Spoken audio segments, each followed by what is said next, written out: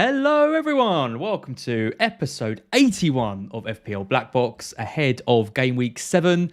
It's been a couple of weeks since Mark and I were here, but we're here. How are you, Mark? I'm all right. I'm in my shed and there's a thunderstorm over the top and my shed is under a tree. So during thunderstorms, I normally run into the house because I'm a scaredy cat. But obviously for the next 2 hours, I'm going to be putting my life in danger under the thunder and lightning and the rain, which you can probably hear against the background of my voice, but there's not a lot we can do about that. No, it kind of comes and goes. It's kind of like when you talk, you can hear it like a little bit, but it's not too bad to be fair. So I'm sure. Hopefully it's all right on the stream, and for the podcast, we can only apologise. We'll do our best to try and cut some of it out. Yep. How's it been the last few weeks? We had a bit of a break. We took a week off. Did match of the day challenge. Had record numbers watching that live, and then had a little break last week because there was football games and stuff. And you were off on your midlife crisis to another festival. I went to a music festival, and you're never too old to enjoy that kind of thing, is what I say. No, it was nice actually having a break away from the football. Obviously, I had very little phone signal there, so I couldn't see what was going on. But I was pleased with how the game week went. Absolutely demoralised by a Nottingham Forest result. So that kind of shows you how things are going to go for me this season, maybe. I was demoralised as well, having bought in Henderson.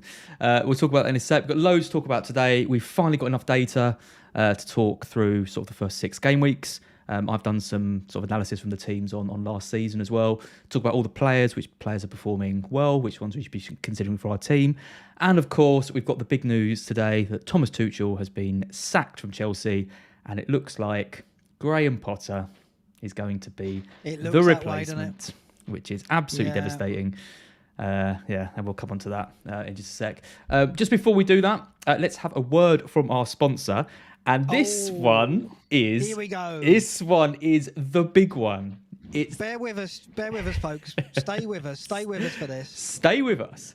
It's a special one, this sponsor, because when we first started doing this podcast, we said we'd only have made it if we got the call from this company, didn't we? Yeah, because at the time, a lot of pods that we like Always Cheating, they were advertising them.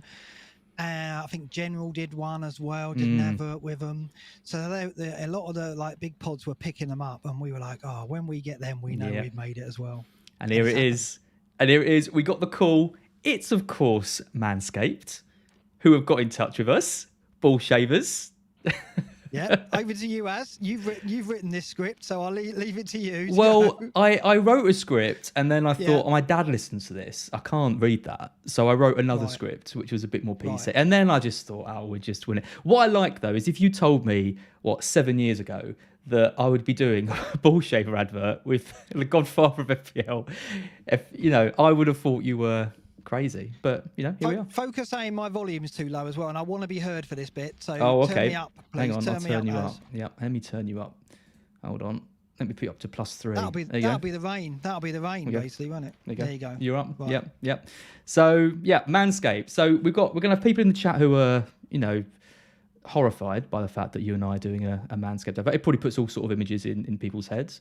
There's probably another group of people who just want us to get on with the fantasy football talk. But of course. But we've got to enjoy this moment, Az. I will tell you now, there will be a group of men in the chat who want to know more about Manscaped.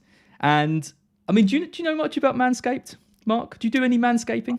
I was thinking, at my age now, I'm probably missed the boat in terms of the optimum use of Manscaped, the use of the word optimum. Yeah. But I was thinking, as I get older and as middle-age spread affects me, I was thinking I ought to give it a try, because very soon I'm not going to be able to see down there without the use of strategically placed mirrors. So I might as well use it now, while I can actually enjoy the benefits, right? So that's my thoughts on it at the moment. I knew you'd fall apart. Of this. Oh my god, it's just true, right? It's true. Well, it is, yeah. And men grooming is becoming more and more of a thing. Anyway, we won't go on too much about it. If you're interested in grooming yourself and you're a man, Manscaped is basically all there is. It's the best stuff out there. So there's a thing called a performance package. You get 20% off and free shipping. If you head over to manscaped.com, use the code BlackBox. You get the ear and nose trimmer. You get your ball shaver. You get your lotions and your creams to put on said balls after you're done. And you get a nice little set with some nail clippers and a nail file and all that. So don't use a hair trimmer. Get the Manscaped stuff. Sort yourself out properly. We'll say no more about it. I do want to Manscaped.com/BlackBox. ask, is it easy to clear up after you? Because one thing I have with shaving, right, my partner, Pip, has a big problem with me leaving the bristles about when I shave my beard, right? Sure. I clean up forensically after doing it, but it's not enough. I could murder her in cold blood and not have to clean up as much as I have to clean up when I have a shave. So I'm a little worried. That this will be. Is it a problem cleaning up after, or is it nice? And, well, they send you some newspaper with the package, so you put that on the floor when you're doing it. Yeah, and then you just chuck the newspaper away. Oh, there you go. Which is also a good tip generally for any kind of beard trimming. Anyway, move on. There you go. Move on. FPL. Manscaped.com. And then use the code BlackBox, 20% off and free shipping. Right, let's talk game weeks then. Let's talk so this is for the last game week, which was game week 6. This is the week after my wild card. Absolute disaster, of course.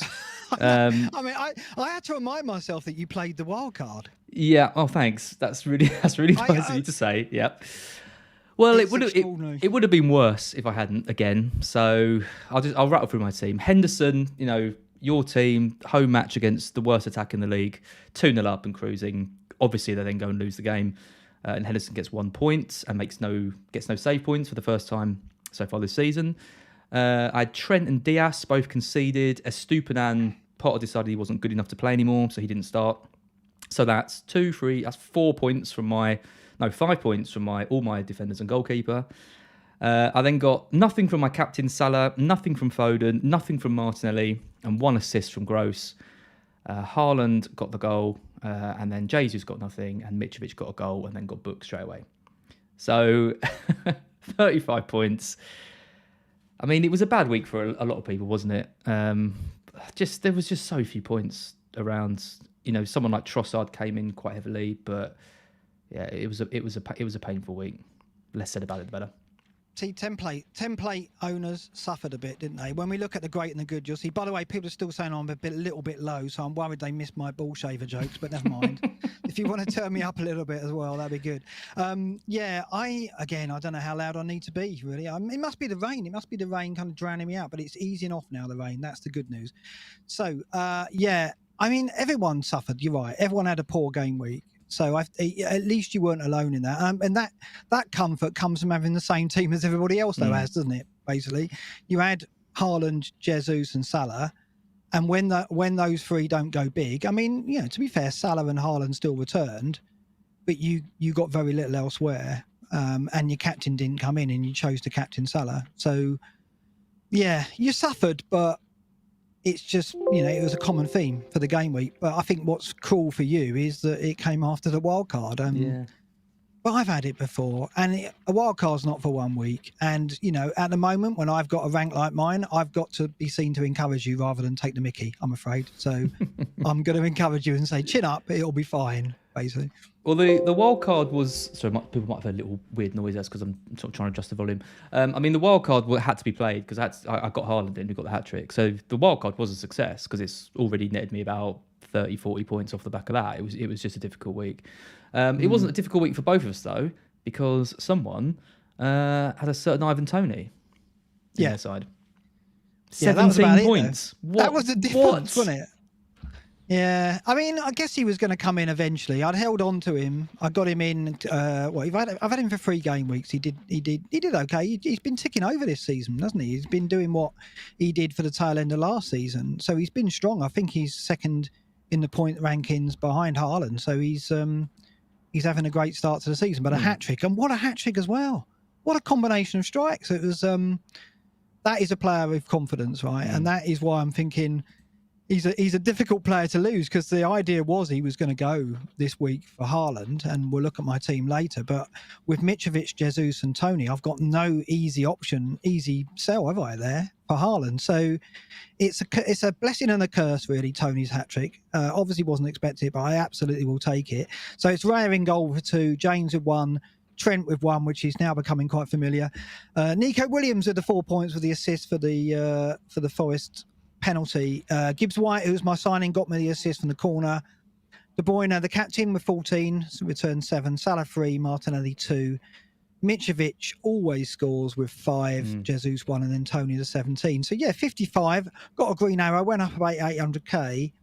Long way to go, though. I've got a long way to go before I'm happy, but it's progress, isn't it? So I've got to be content with how it went.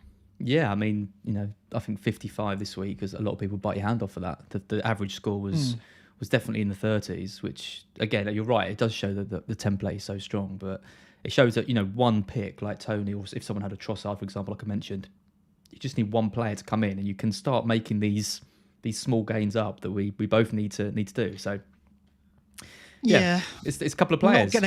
Not going to get a hat trick though every week, am I? So there is that. I can't look at this week and think that's going to happen every week, right? I can't think to myself, well, I can go template because it proves that you can go template and get that one player, but finding that one player who's going to get you double figures it's not going to happen every week. So it's good, but I can't get carried away that this is going to occur on a regular basis, right? So yeah. Well, there we go. Let's take a look at the great and the good. Let's not spend too long on this. You and I are third from bottom and bottom, which is nice. We've got Savannah Singh, sort of nicely sandwiched the filling between us both. FPL Harry at the top of the charts. He's 115,000. So not in the top 100,000 yet. Still lurking around that. There are a few people from the community kind of in the top 100,000. Then you've got Praz having a good start to the season, Finn, Ben Krellin. But what was interesting was Greyhead did the what if difference for us, which is what would have happened if we just left our teams from the start of the season, not made any transfers whatsoever. I've done the best off that, which you can look at in two ways. One, that I had an absolutely terrible Game Week 1 team and my transfers have made me 45 points better off. Or that I'm an absolute genius in the transfer market and, I'm like Harry Redknapp. Let's go with that one. I think I'd go for the formula. I'd prefer to say how awful your Game Week 1 team was. Yeah, I mean, on the flip side, I'm -9. So basically, I've actually damaged my team by 9 points. So if I'd left it alone from Game Week 1, I'd have been 9 points better off, which actually, considering Magnus is -20, I'll take that. Magnus, the master of future-proof moves, planning and everything, -20. He'd have been 20 points better off had he not touched his team. So me being -9, I'll take that. Even though you played the wild card. Yeah, there is that as well. I mean, I think playing a good wild card is really difficult this season, actually. The fact that we've got to use it, we've probably got to use it between now and Game Week 8 or 9, haven't we? I think there's going to be a lot of wild cards either this week or next week. I think it's going to be tough to play a wild card and do far better than the template, because to do that you've got to take a good few risks and they've got to come off. So I'm not being hard on myself on the wild card, and you shouldn't be either, I don't think, on your wild card, because I think it is really tough. Yeah, I mean, we're going to talk quite a bit about wild cards in sort of Game Week 8, Game Week 9 when we see some fixture changes. You showed your team a second ago. You're talking about which striker to lose. It might end up being Jesus. That's the best one to lose out of those three. We can talk a bit about Arsenal, a bit about Liverpool. That'd be typical of your season so far, wouldn't it? You wild card to bring Jesus in. I'm reversing it. I'm literally thinking of getting Saka back and selling Jesus, which is ridiculous. Yeah. I literally am, though. I know. Yeah. Don't blame you. Let's start, though, with the big news, which was today of Thomas Tuchel being sacked. So he was sacked after 100 games. He did a nice little speech when they asked him about reaching 100 games. Did you see that? And he said, I hope to be here for 100 more and 100 more after that. And then they just got rid of him straight away. Absolutely brutal. 60 wins, 24 draws, 16 losses, 168 goals scored, 77 goals conceded. He's got to, 3 finals in his 2 and a bit years? Won one of them, lost the other 2 to Liverpool last year. Penalty shootouts. He spent £200 million in the summer. He's just brought in Aubameyang, who was quoted as saying he was really looking forward to working with Tuchel again. That lasted about 62 minutes. I can't really see it anything other than a crazy knee-jerk reaction. Can you? Well, I don't think it's all down to the results and performances. I think it's more likely down to the owners don't want him in charge, as in they came in, the new ownership, and were like, this isn't the man we want. We want something new. We want a different philosophy. We want a different vibe, and that's behind it as well. It can't just be down to results, because if it is knee-jerk. because Well, why would they give haven't him? given Why it would they long give enough. it? Why would they give him so much money in the summer? So and buying players that fit his system, right? Buy him a load of centre backs, buy him Cucurella, and then buy him Aubameyang, a player he's worked with before. Like, they're all Tuchel players. They're not like Chelsea players. They bought them I for agree. him, which is what I find so bizarre about it. Because he's one of the top 5 managers in the world for me. Yeah, he won't struggle to get another role, No, will he? So he can come to Brighton if he wants. We'll swap Potter for him. he might end up at Forest if you get Cooper. Yeah, I mean, I think I don't know. I was shocked because I think it's a really hasty move.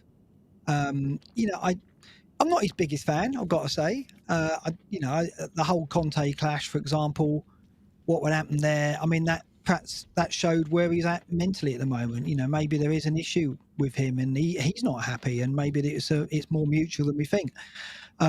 Clearly, that would have caused them concern, the way he acted with the Conte clash.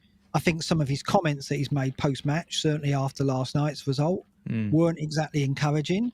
And I just think there's more to it than results. I think there's got to be something related to a personality clash or just the vibe that he brought to the club. The new owners didn't want that. And the fact that they've moved quickly for Potter's a very different vibe, isn't he? They're bringing in someone there who, he's not an established name. He's an up-and-coming manager. So maybe that's what they want now. They want kind of a new broom and someone who's got brand new ideas, not someone who's got established record, on a world scene, but someone who's up and coming. And that's what Potter is, right? So I'm surprised that they've gone for Potter and not a more established world name, but that seems to be what they're doing. Yeah, I mean, I saw it happen sort of this morning and saw Pochettino's name being bandied around, and I was like, surely that's the guy they're going to go for. He's hasn't got a job at the moment. It's going to cost him about 20 million to get Potter. He's, Champions League experience, big name signing. I am surprised that they are going for Potter, given that he hasn't managed a top side before. But I rate him so highly that if anyone can bring a bit of stability to Chelsea, it's him. And if he can't, they're just doomed, I think, just to carry on this legacy of sacking managers every 2 or 3 years. The thing is with Potter is he's going to need some time because I think that his methods at Brighton didn't happen overnight. It's been a gradual progress to where you are now, and he's had time to implement that, right? His ideas aren't things that affect things overnight. I don't think he's going to come in and tactically everything changes and morphs to something which is a winning machine like that. If you look at where Brighton have got to now, it's been an evolution using Potter's methods and with his signings. Yes, Brighton have lost players, so I guess he won't have to suffer that.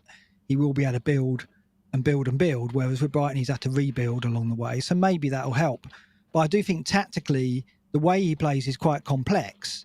And so the players are going to take time to get into that method. It's not going to be an instant impact. So I do hope the owners give him more time than they've given Tuchel, in the fact that they've been hasty, I think, with Tuchel. Well, the recruitment's got to be right for Potter, because I look at the Chelsea team. There's a lot of players there that he can mould. I think Loftus-Cheek, Gallagher's a good example. Even stuff like Mason Mount, Fofana's young, Cucurella's there, James. I think he's going to make a better player. Like, there's lots of players to work with. But then I look at players like Jorginho, and I think, you're not a Potter player. We never played with a kind of a holding midfielder like that. We get like energy in midfield, and he's playing basically 3 box-to-box midfielders at Brighton at the moment. So Jorginho isn't that. I look at Mendy, and I think Mendy, he's not. We got rid of Ryan because he couldn't distribute the ball properly. Yeah, he's going to want that. Yeah. That's not Mendy or Kepa. So they're going to need a new goalkeeper. They're going to need a new midfielder. Can't make any signings now until January. So he's got to work with what he's got. It could be a bit of a rough start, I think. Yeah. It's not going to be easy for Potter from the off. And I think he'll take a couple of seasons to get his players in and get his team playing the way he wants. Hopefully he gets a couple of seasons to do it, because they're going to expect top 4. And I don't know if Potter can deliver that this season. I don't think he can now. I think it's going to be difficult. I think it's good. Yeah, because I think, Liverpool have fallen away a little bit. They might be struggling, but I look at Arsenal, Spurs, City, United are picking up points. That could well be the top 4. It's going to be hard to break into that, but yeah. We'll see. Anyway, going to be interesting to see what happens. Potter apparently to be confirmed tomorrow. That's what I'm hearing from the moment. What are Brighton going to do? I have no idea. I have absolutely no idea what we're going to do. I don't know who we're going to get. People talking about the Celtic manager potentially coming over. few mentions of Steve Cooper. I know we're really worried. We're really worried. I don't know.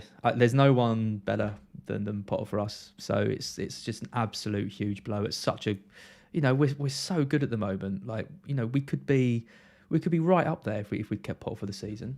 Top 8 would be a realistic target for us. And I don't really know where we go from here. So Sam Allardyce? No? Sean Dyche, he needs a job. Dyche, yeah. Well. I don't know. I mean, hopefully they're bringing someone with the same kind of, mentality that Potter's got. That's exactly. That's why I'm worried. I know. Yeah. He is close. He is close. And Potter will drop a few names their way when he goes, and Cooper I think will be on it. So, it's whether or not Cooper sees Brighton as a step up, right? Which I think it probably is at the moment, but yeah. I don't know. We've just signed Sergio Aurier, so yeah. If he leaves after signing 22 players, well, exactly. And Gibbs White's only there because of Cooper, and there's players only there because of Cooper. So it would be an absolute disaster for us. So yeah. We'll see. Let's take a look at the season schedule. This is just shows some of the kind of things that are coming up. So obviously we've got the Champions League kind of going at the moment. It's the international break after game week 8. And then it's straight back in basically to the Champions League as well. So teams come back from the international break. Liverpool play Brighton, for example, then go into another Champions League game, then play Arsenal and have another Champions League game. So it's a pretty chaotic kind of period for a lot of teams going forward.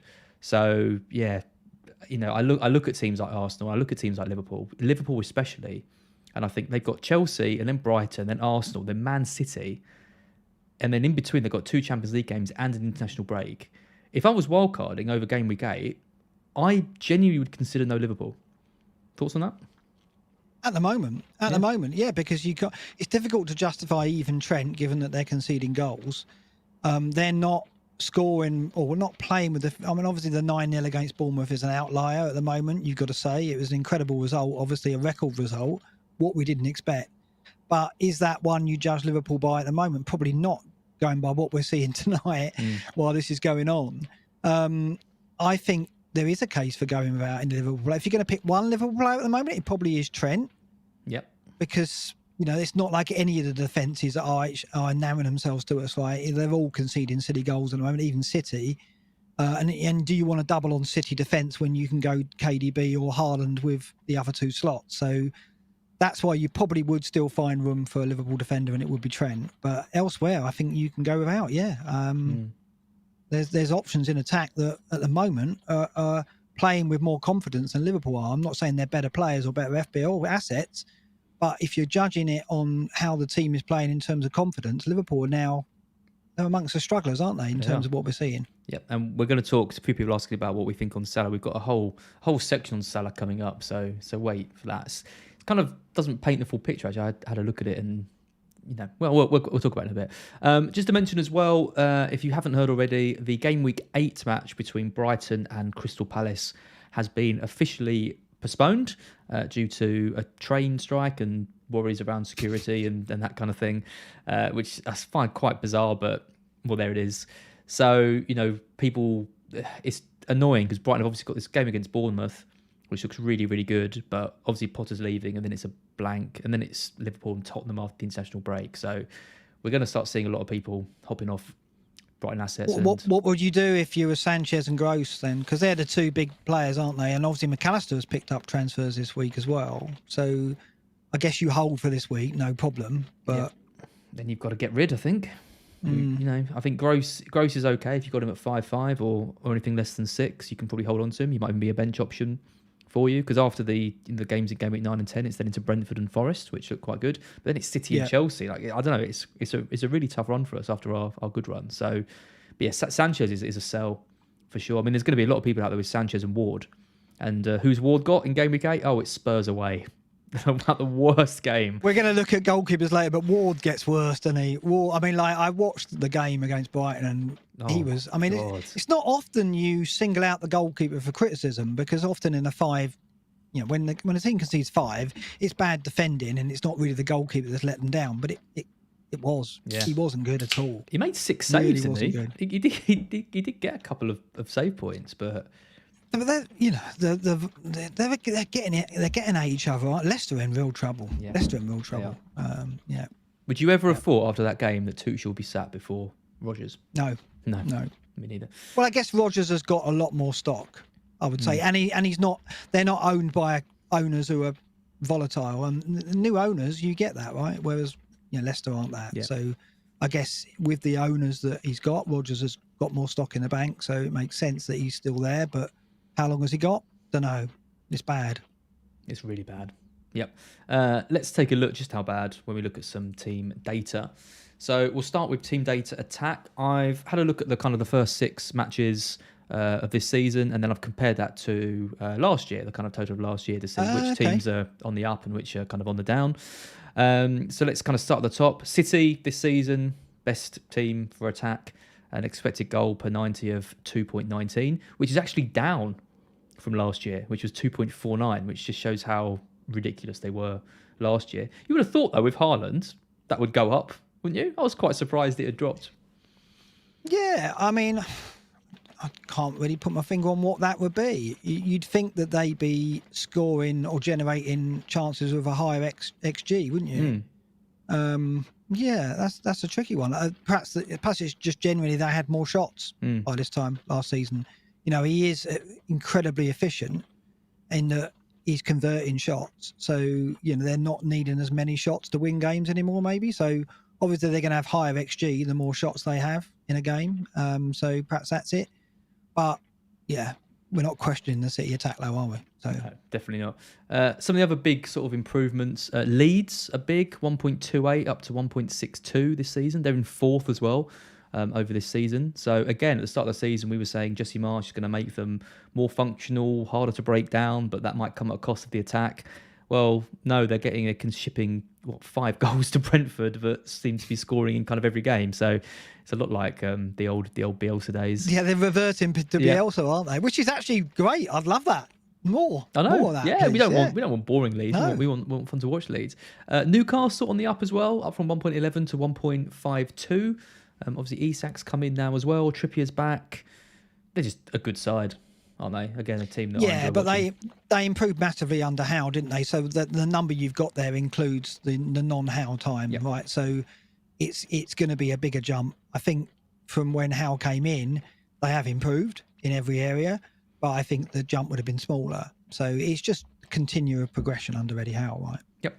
And then there's improvements for the likes of Arsenal. And there's another one as well that I saw. Brentford as well, up from 1.3 to 1.57. And then, so that's kind of the improvements. But there's been a lot of teams who have kind of gone down a bit, which I was quite surprised at. United, for example, down from 1.55 last season. Awful for all of last season, but down to 1.43 now. So it's not a huge shift, but there is a shift kind of there. Shot volume, Ronaldo. Yeah. That's it, isn't it? Ronaldo was taking lots of shots, right? So I think it's a shot volume thing, in my opinion. But well, the last kind of 4 games or so, they've looked like a functional team, haven't they? They've looked like a team that's going to not score a bucket load of goals, but going to get the job done. More pragmatic, yeah. So there's a bit more about them this season, which is good. Look at Chelsea though, down from 1.8 down to 1.17. They've got to get rid of their manager, haven't they? Yeah, surely. you think that's what He's got to go. If he hadn't gone already, they would have watched this black box and been like, "My God, he's got to go." Yeah. I mean that is quite an eye opener. I mean the other one is West Ham, 0.96 down from 1.47. I mean you don't need the figure to know. Right? You know that they've been poor so far this season in comparison. Those 2 teams have been a real shock because I expected them to kick on. With Sterling arriving, I had great hopes for him. It just hasn't worked. I mean, can we go back to Havertz again? Werner has gone. How long before Havertz goes? Yeah. I still say he's not been a success. And he hasn't. It's very difficult to justify and say, well, how long do we give him? Will Potter give him time? I mean, Potter might be able to get more out of him, but I don't see it. So I think it won't be long before he's gone as well. And they need big changes, don't they? Aubameyang, could he improve it? I don't know if he's a Potter player, so. I don't know if we can look at Chelsea and go, it's going to get better quickly. I don't think it will. No, I agree. Some of the other teams that are down, Villa way down 1.21 to 0.86 this season. And one of the biggest ones is Liverpool from 2.44 last season down to 1.94. I mean, 1.94 is still high. Strong. It's third best this season. Expected to score 2 goals in the games that they've played. I mean, obviously the Bournemouth game does inflate that quite a lot because they were basically just allowed to do whatever they wanted for 90 minutes. But yeah, I mean, it is still a drop off even with that big performance, which I think kind of should ring the alarm bells a little bit. Oh, it does. Yeah, I mean, it's not what we expected, have we? We didn't expect to be looking here and thinking that. I mean, Liverpool, City, and Chelsea and West Ham have all declined in terms of their XG. I think with City, it's no alarms because I think it is just down to efficiency and they're scoring more chances. They don't need the volume of shots that they've had. But with Liverpool and West Ham and Chelsea, there's problems, right? Yep. How deep rooted are those problems? We don't know yet, but there's definitely issues. Yep, for sure. Let's take a look at defence. I'm very surprised by the team who's 20th on the list. I just assumed that was going to be Forest, and it's not. It's actually Crystal Palace. They have conceded the most XG per 90 of all teams over the first 6 weeks. Their XG non-penalty per 90 last season was 1.16, and that's gone up to 1.77 this season. I checked this. Yeah. I had to check it, but it's right. It's correct. I mean, they went down to 10, didn't they, at Liverpool? And I guess they conceded a lot of shots there. But Gaeta had an outstanding game at the weekend as well. So I think their XG conceded was high in that game, and Gaeta got them out of it. Yeah, it is a surprise. They've offered more in attack, Palace, this season, in my opinion. I don't know if the numbers showed that, but they have kind of morphed into a team who are a bit more expansive. And because of that, they're conceding more opportunities to teams. So we have to change our expectations of Palace now. Yep. Yeah, I completely agree. I mean, we weren't really considering many of their defenders anyway, but they're almost a team to kind of target. Like I look at that United game against Palace, and I would have thought that would be a really difficult game for them. But maybe getting into United players, maybe an Anthony or a Rashford isn't the worst. It isn't the worst game for them based on these stats. Look at Chelsea again, though. I mean, 0.98. They were one of the best teams. I think they were the third best team last season, and now they're 13th, up to 1.44, an XG per 90 of 1.44. That's heading up towards 2 goals a game on average. That's not good enough, is it, for a team like them? And they've had a good run. They've had a good run of fixtures. They have. And what are you thinking? Is Reece James like Trent? He's just too good, and you hold him because. What are the alternatives? I think you do, don't you? He's a hold, but I mean, I was all set to buy him straight back in for this Fulham game, and I don't think I'm going to do that now. I think I'm going to wait because I just don't know what his role's going to be. I don't know if Chelsea are going to improve straight away. I don't know whether Fulham are going to, I think Fulham scored in that game for sure. So you're relying on attacking returns for him. But do you not think if something's going to improve quickly under Potter, it's going to be the defence? Yes, and I would have the wing backs again are so crucial for the system that Potter plays that he won't. I'm not for a second saying he's a bad option, but would I be breaking the bank to buy him ahead of Fulham and then Liverpool? I don't know. I think you can hold off on it for a little bit, but if you've got him, you definitely hold him. Yeah, and there's no guarantee that Potter's not going to play him right-sided centre-back and play Loftus-Cheek. You just don't know. I mean, look at what Potter's done with the wing-backs at Brighton. He's played all kinds of players there, hasn't he? There is no guarantee that Potter will do anything with that team. You wouldn't be surprised if Reece James ends up as like a world-class central midfielder after Potter's done with him. Oh, he's can play there too. Honestly, you won't believe the positions that he gets some of these players playing in. So... yeah, I think Reece James will be a perfectly fine option under Potter, but I'm just going to give it a little bit just to kind of wait and see. What I did find interesting was if you look at the top 4 on this list, West Ham was surprising, first of all, in the top 4, given they've not started the season particularly strongly. But their XG non-penalty last year per 90 was 1.46, that's up to 0.95. And have a look at the other 3 teams, Man City, Arsenal and Spurs, all improved a lot, like substantially. Man City up from 0.65 to 0.59. Arsenal 1.29 up to 0.8. That's really, really good for them. And Spurs, less than a goal, predicted a game now, basically. So big at the back. As people asking about big in the back, do you reckon it's been unlucky when you look at some of these things? You look at City, Arsenal, Spurs. I think basically we've got teams now. A lot more teams have got players who can take chances, low XG chances. And because of that, we're seeing more teams concede goals and fewer clean sheets. I think that's the impression I'm getting. Like you look at any fixture now, and I think it's harder to spot where the clean sheets come because most teams have got something about them that could threaten and break a defence. Like City are the surprise. They've conceded more goals than I expected, but the numbers suggest that that's just a bit unlucky. Yeah, or like the quality of the chance they're conceding isn't that high. They've just been unfortunate that their opponents have taken it, and the data matches that. Arsenal, I mean, they've only conceded an average of 8 shots per game, which is really low. I mean, that's the second behind City. Says a lot about in between them Ramsdale. and Liverpool. Ramsdale's not been great, has he? No. Right. So even though they've kept the shot volume down, and it's not great for Ramsdale owners because you want high shot volume, low XG. Well, you're getting low XG but low shot volume, and also actually Ramsdale is not looking secure. He's looking like he's got a mistake in him almost every game.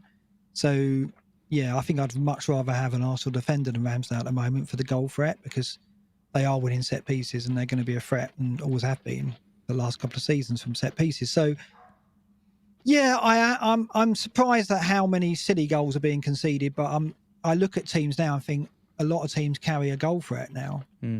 Even the lesser teams.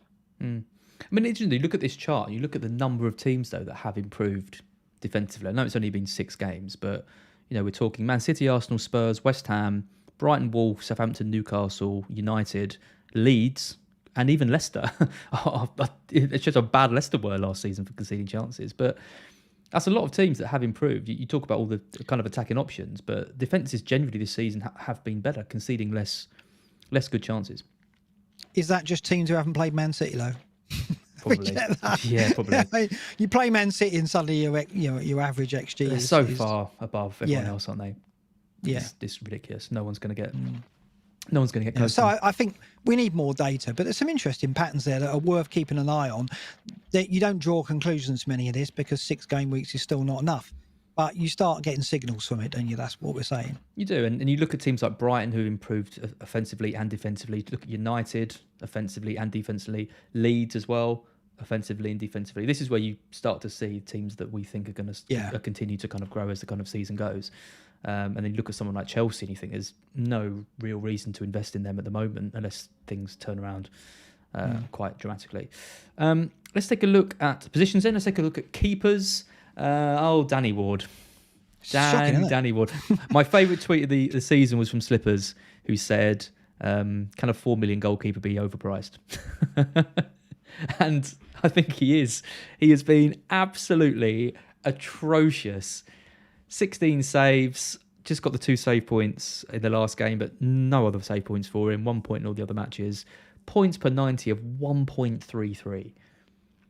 Expected goal prevented minus 3.50. Only Travers is worse because Travers had that 9-0. Yeah. It's dismal. I mean, he's an international goalkeeper for Wales. I thought he would be all right. I knew losing Schmeichel would be a big blow, but I thought Ward could cover the gap a little bit. It's been an absolute disaster. I mean, it's confidence, isn't it? And he's playing in front of a back four, which really hasn't got any confidence either. And they're getting at each other. There's no camaraderie. There's no understanding between defence and keeper. No. I guess it was going to be a struggle because Schmeichel's been such a fixture in the team. So it was always going to be difficult for him. But coming into a team that aren't playing well, are conceding chances and are low on confidence, it's even harder, right? So I'm not putting it all on him, but he is also making individual errors as well. Yeah. He's not giving the air of security to his defence either, is he? So they're on edge because he doesn't look safe. And combination, it's awful. So it's hard. I mean, when the 4 million keepers came up, I was tempted like everybody else, and I didn't do it. But I can't say that I predicted it would be as bad as this. I don't think anyone could. No, I thought maximum it would be about 15 points difference between someone like Ward's and a Sanchez or someone at 4-5. You know, that's like worst case scenario. And then I thought, with that 0.5, I can make that up somewhere. But to have got 7 points across 6 games, it's absolutely unbelievable. Right at the top though, we got Nick Pope. Massive haul from him. Gone back to the Nick Pope of old. Good fixtures for Newcastle, averaging 6 points per game, which is the best of all goalkeepers. 5.1 seems a good price to me. Look at the recoveries. Top for recoveries, top for saves. Top for baseline BPS per 90. Yeah. It's hard to argue, isn't it? It's hard to argue. If you're wild carding, surely you've got to consider spending. The only argument is Trippier. What the fixtures? Well, it's Trippier, right? Did you do the double up with Trippier and Pope? If you've already got Trippier, would you do that? I'm not too sure that I would. I mean, I've got Henderson, for example, and he looked great a few weeks ago, but I'm eyeing up moving him on for Pope just because I think Pope looks amazing. But then I want Trippier. I don't really want a double up. So, I don't know. I'm a bit kind of thingy, but in isolation, Pope's the best. It depends if you're going 5 at the back. It depends if you're going to keep faith in James and Trent. It depends if you've taken the risk on Perisic. Like, there's a lot of factors. You know, I've got Perisic, I've got James, I've got Trent. I'm not getting rid of any of them yet. I've got Nico Williams, so I'm playing 4 at the back mostly. So Pope is someone I've got to consider as my Raya replacement. But Raya isn't doing bad either. You know, 26 saves. Baseline BPS is third to Leno and Pope. So Raya is doing what we thought he would do in terms of getting saves and getting baseline bonus, but he's not getting the clean sheets yet, and Pope is, right? So, Raya's like 3.83 points per 90 to Pope's 6, and even Henderson's 5.17 per 90. So Raya's okay, but he's not set the world on fire. And certainly when you've got the template, suddenly you can make keeper transfers because there's nothing else to do. No, so, that's very true. You know, so suddenly, you know, normally we wouldn't even consider a goalkeeper transfer, but this season, it's not really a luxury anymore, is it? No. It's almost an essential to change your keeper, because otherwise, what are you doing? So, well, it's people burning transfers and not even exactly. About it. I know. Yeah, it is amazing. I mean, look at Ward in last with 1.33. You basically could have picked any other keeper, and they're all kind of. I mean, you look at De Gea, Rodak, Martinez, Raya, Edison, Pickford, Lloris, Sanchez, they're all kind of around the 3 to 4 points per 90 mark, which would have been fine. But to be getting 1.33 from Ward, if you've still got him. I mean, if you're FBL, you're thinking, okay, we're being criticised for prices, but we did not get that one right. Yeah. And some. Yeah, absolutely. I think Everson will be in soon anyway, and I think he's gone down to 3.9, so there will be an even cheaper keeper probably on the horizon. Let's take a look at defenders. It's Estupinan right at the top of the XGI non-penalty per 90. Nailed on Estupinan. Oh, terrible. 0.46 XGI non-penalty per 90, which is, you know, really high, but obviously didn't start the last game. I don't know what happens with him now. I mean, with Potter there, I would have said that he's not nailed on. Trossard would have kept that place, and it would have been the same team for a while, and he would have had to have fought his way back in. I have no idea how we're going to line up. I don't know who's going to come in. Cooper will start him. Don't worry, it'll be fine. Would he not like a Trossard at left wing back? No, because he wanted a Estupinan at Forest, so he did he? Oh, okay, right. That's good news then. That's good news for him. Yeah. And then there'll be Forest fans listening to this going, "Oh my God, is it confirmed?" And like, no, don't worry, I'm only jesting. But yeah, I think for now, Estupinan is a sell for me. I think, you know, given how well we played in the last game, I think that team probably stays as it is. And the fact Brighton haven't got the game in 8, and then it's a tough run. I bought him in on the wild card. I was thinking of moving him over to like a Veltman or a Dunk or someone, but I think if you've got him, you just get rid. Yep. Down the list, you've got Sessegnon next. Don't think we're going to be touching that because of the Perisic rotation. And then you've got Trent, Perisic and James. So at least we've got kind of the 3 of the big at the back defenders. What we'd expect. In the top 5. Absolutely what we'd expect. So we're not getting the clean sheets from them, but actually we can take comfort from the fact that in terms of attacking potential, they're still showing up. So that is some comfort, isn't it? If you're holding them through this barren spell for clean sheets, and no surprise to see the Spurs wing backs up there in the shape of Perisic and Sessegnon, as we said before. Robertson at 9th, he doesn't appear to be doing that much and playing that well to be there. I was quite surprised to see him there. 0.25 XGI non-penalty per 90, which isn't too bad. But yeah, I mean, there's no shocks there other than the fact that Cancelo's not high at all, and he's right down in 47th on 0.10. It's unbelievable, isn't it? He's done well points wise because he's quality, and he got the goal, so that's going to help. But what do you make of? Because if you look at Walker, he's 0.09. He's only 0.01 behind in terms of XGI non-penalty at this point. Walker had the chance of Villa and really should have scored. So the gap would have been, in terms of points, would have been even closer. But is Cancelo offering you enough where you still think you want his quality in your team? I miss him. I haven't got him. I went kind of in the middle of Walker and Cancelo. I've got Diaz in my side because I wasn't sure if I wanted to go right down to a Walker, but I wanted to have some kind of security in that team. I watched Cancelo last night in the Champions League, and he was absolutely incredible. Bombing forward, he's been great. 2 assists. Been great in every game. Yeah, I mean, he hasn't been getting forward as much in a lot of games. He's been playing in midfield, but he was almost playing as a number 10 yesterday, which is where you kind of want to see him. So I think he's a great player to own. I think he's a player that people should be looking to buy as well. 2 million more than Walker is a lot, but does Walker keep his place? The new boy came in and did all right.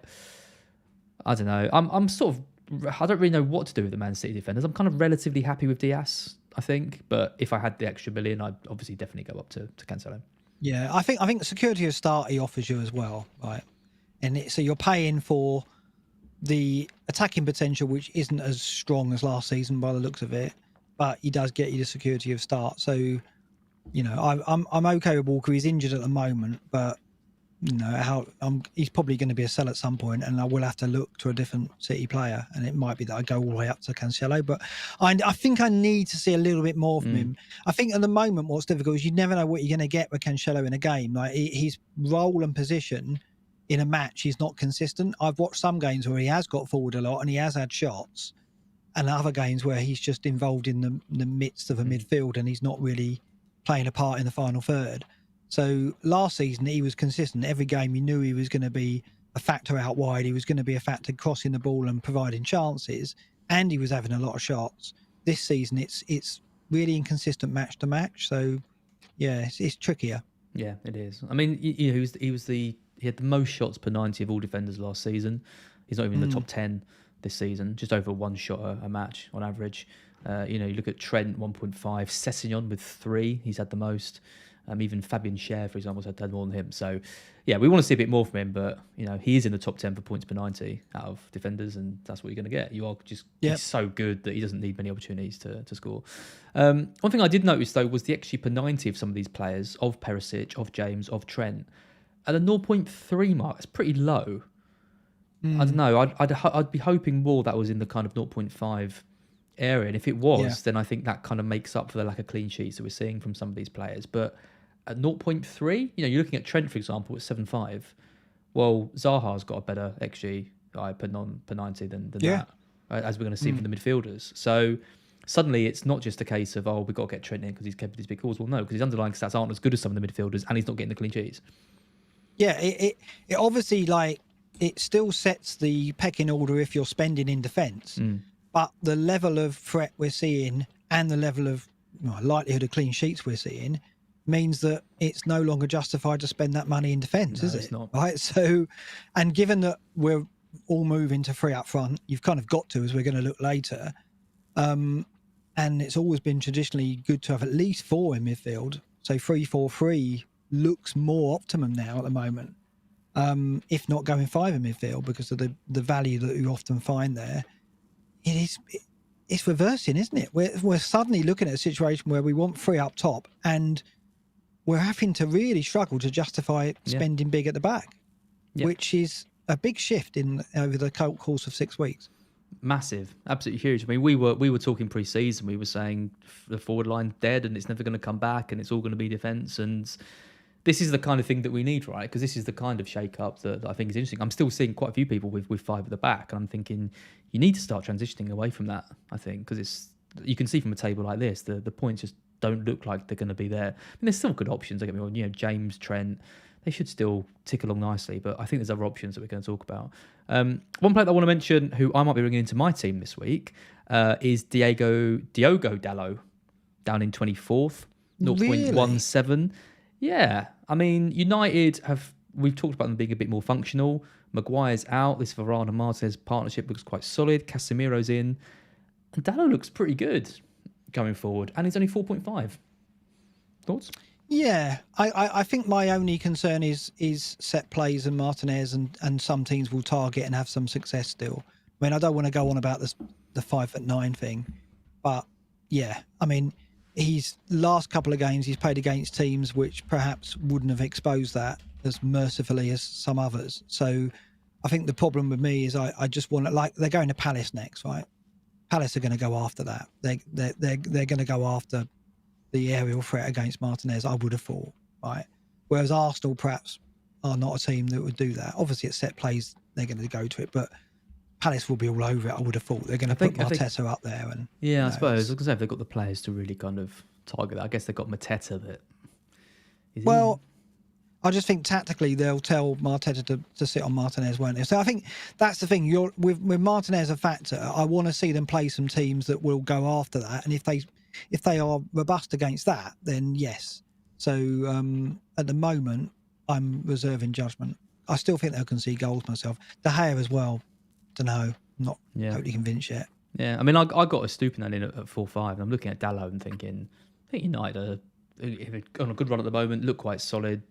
Fixtures are okay-ish. I can't see anyone better at 4.5, especially if people are looking to move money out of defence. I think also that they've stopped that. De Gea's not playing it out at the back, right? The disaster of Brentford. I think it went so wrong at Brentford that the problems are so obvious that it was easy to identify them and adjust and fix them, and he's done it, right? So maybe that's what they needed. Maybe that Brentford performance and loss was, like it highlighted the issue so easily for the manager that he's now addressed them, and that's what we've seen. I like that story of Ten Hag after that match. You see, on the next day, he ordered them all to go for a massive run or something as punishment for them losing that game. I thought you were going to say Nando's, a massive Nando's. Massive Nando's, yeah, that'd be good. But then he joined them on the run as well. Did the whole run with them. Did he? To show them one of you, and it's my fault as well, and all that. That was quite nice. New management, you see. Yep. New management. Yep. Yeah. Bet Potter does that, doesn't he? Or like Bielsa and the litter picking, what is it, or something like that? When he went around and picked litter up with them. They do some weird things. These managers. They need to do a documentary on United. We've had the Arsenal one. We've had the Leeds one. It'd be fascinating to see Ten Hag's methods because I bet he's brought new ideas, right? And I'm pleased that it's turned around for them. And we said, is he going to be able to move and react to that Brentford defeat? And he's done that with some style, right? Yeah. So it's great. I'm pleased. I still reserve some judgment. I'm pleased with all the people that say I hate United. I think the resurgence is great. I think it's an incredible story. I never saw it coming from those two losses against, Brighton and Brentford to this 4 wins on the bounce, and encouraging sign. I mean, Casemiro can't even get in the team. Can't even get ahead of WWE superstar McTominay, grabbing people and chucking them to the ground. Surely his days are numbered in that side. It's not McFred anymore, though, is it? Because Fred's not getting in. No, I wish it was. I used to like the McFred thing. But Eric. Yeah. Nay, I can't. Whatever. Midfielders, top of the pile. XGI, non-penalty per 90. So we've got some big numbers right across in the top 10 of these. I mean, right the way down to even the top 30. Even Harvey Elliott, for example, is putting in a better XGI non-penalty per 90 than a lot of those defenders that we've just mentioned with 0.38. And right at the top is De Bruyne. You've got him. You still got him. You still haven't got Haaland. You sticking with him? No, I mean, Haaland's got to come in. But to do that, I've got to lose one of Salah and De Bruyne. And what would you do now? I mean, I think De Bruyne's a tough sell. I mean, it is straightforward in terms of if I want security of start, you'd think Salah's the better. Well, but he is the better option because De Bruyne will get rested occasionally, as we've seen already.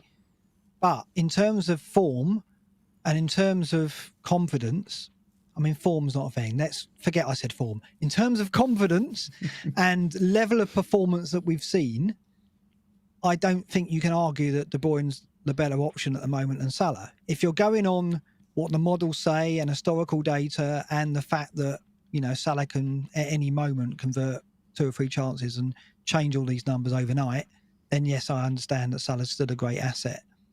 But I think De Bruyne's a very tough sell at the moment because I just see that relationship with Haaland growing and growing. And, instantly De Bruyne knows to deliver. And of all the players in that City team, he's the one that seems to be most in tune with Haaland. And that would be predictable, right? We could have predicted that. But De Bruyne's also offering a goal threat too. He's still in the top 10 for shots per 90. He's beating Salah for shots per 90, 3.28 to 2.83. Yes, they're not in the box, but De Bruyne can score from range, and he defied XG last season. He ended the season vastly outperforming his XG, and obviously you can argue, well, he's not going to maintain that, but this is the best player in the Premier League, in my opinion. So it's very difficult to say that he can't he can't maintain something like what we saw at the tail end of last season when he was outperforming his XG. So I think I'm going to sell Salah, which is, yeah. And I don't think I'm going to be alone. I don't think I'm going to be alone. I think people who play braver wildcards will go without Salah now. What do you think? I mean, he's gone off tonight after an hour. I said to you, how long before we start seeing Klopp take him off? Not because he's resting him, but because he's not performing at the level we expect. Yeah. Yeah, I mean, obviously, I started with De Bruyne over Haaland, and it got to a point when it's not De Bruyne or Haaland, it's do we go De Bruyne and Haaland or just Haaland? There's no debate. You know, we're not going to try and make the case anymore that you can go without Haaland because he's just absolutely ridiculous. The problem with De Bruyne, and like we saw against Palace, is what we talked about, is when they need more control, he drops deep. And then he doesn't get those shots, and then he's operating from a deep line role, and it can be very frustrating to watch, especially at 12 million. Whereas at least with Salah, you know you're going to get someone who is always looking to get forward, whether that is a bit too wide or whatever. we don't really know. We're going to talk a bit about that in a sec. Yeah. Yeah. I mean, it is tricky. I mean, him getting subbed today. I mean, they're losing that game quite comfortably. I guess it's Klopp is basically just saying this, forget about that game, put the white flag out and saving him. So I don't think we can look too much into that, but it is a concern, isn't it, going forward? Well, the big factor is as well, you're not going to captain Salah. We'll see when we see the captain matrix. It's very difficult to make a case for captain Salah beyond this week. You might captain him against Wolves, but beyond that, it's going to be a while, right? And I know De Bruyne is not a massive saving from 13 million, but it is a saving, right? So I think it's hard to sit there with a 13 million pound player and not captain them. Whereas with De Bruyne, you're backing Haaland as captain, but you've also got the player most likely to supply De Bruyne to Haaland as well, right? So you're kind of like doubling up in an effective way. You're backing Haaland, so indirectly De Bruyne should benefit as well. Yeah. So we haven't seen. I mean, De Bruyne can blank when Haaland scores, of course, but in a game where they win handsomely, you think De Bruyne is going to contribute quite a bit.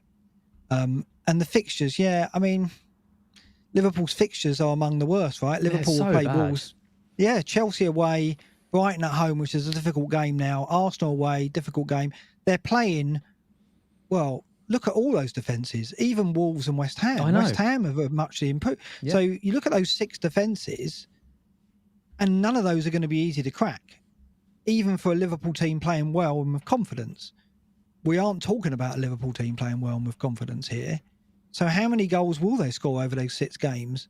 And then once they do score those goals, how many is Salah going to provide from what we've seen so far when they've got Darwin and Diaz, who arguably are more likely to score at the moment from what we're seeing, given the, it is. I mean, like, I know historically that sounds ridiculous and it's only a small sample, but there is no doubt at present, from what we've seen this season, Diaz has looked a stronger asset in terms of attacking threat and involvement than Salah. And in the games that Darwin has had as well, he's looked more likely in terms of the XG he's generating than Salah as well. So he's not even Liverpool's best attacker in terms of what we've seen this so far this season. And his output that he has got, he's been pretty fortunate. I mean, he got one off the shoulder, the assist at the weekend. The Fulham game, both those returns were quite fortunate, in my opinion. So even the returns he has got, yes, you can say he's still done well, he's still got points, but he's been quite fortunate to get those. I don't know. It's difficult. You're building a case for Salah off what the models say, and that is based on historical data, obviously, which is a value. But do you sell De Bruyne over Salah? I think that's tough. Yeah, it is. I mean, we haven't mentioned Kane, for example, because I mean, Kane's got Leicester in Gameweek 8, and then Arsenal. He's got a great record in those London derbies. Then it's Brighton away. Okay, we've said that's tough. But then it's Everton as well. So it's 3 good games for Kane as well in kind of the next 6 too. So I'm thinking, for example, because Arsenal's run isn't great. They've got, after Brentford, they've got Spurs, Liverpool, Leeds, City. Okay, Leeds is quite good, but Tottenham, Liverpool, and City.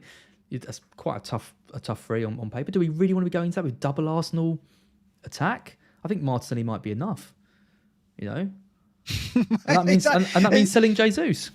I know. I played my wild card to get Jesus. I mean, I got Salah in for the Bournemouth game, but I didn't think Salah was necessarily a long-term fixture for me. I still had doubts about getting him back in. But Yeah, I mean, we knew this shift was coming because we looked at the fixtures and we said around game week 6, it all shifts. And the teams who start the season with good fixtures that suddenly have tougher fixtures. But we did think when we got there that certainly Liverpool, we wouldn't care about fixtures. But suddenly we do. Suddenly there's not that air of confidence that you can look at that fixture list and go, well, they're going to knock that team aside. They're not going to play Wolves at the weekend and beat them 4-0. No, I just don't see it. Don't look at it at It'll all. be a shock if they did, because Wolves are defensively sound and Liverpool look to be bereft of ideas.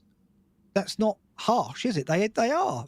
They look like they're lost in terms of attacking ideas. Obviously, the Bournemouth 9-0, maybe that makes a monkey of that, but I don't read too much into that result. I think that you've got to look at what we've seen since then and tonight, and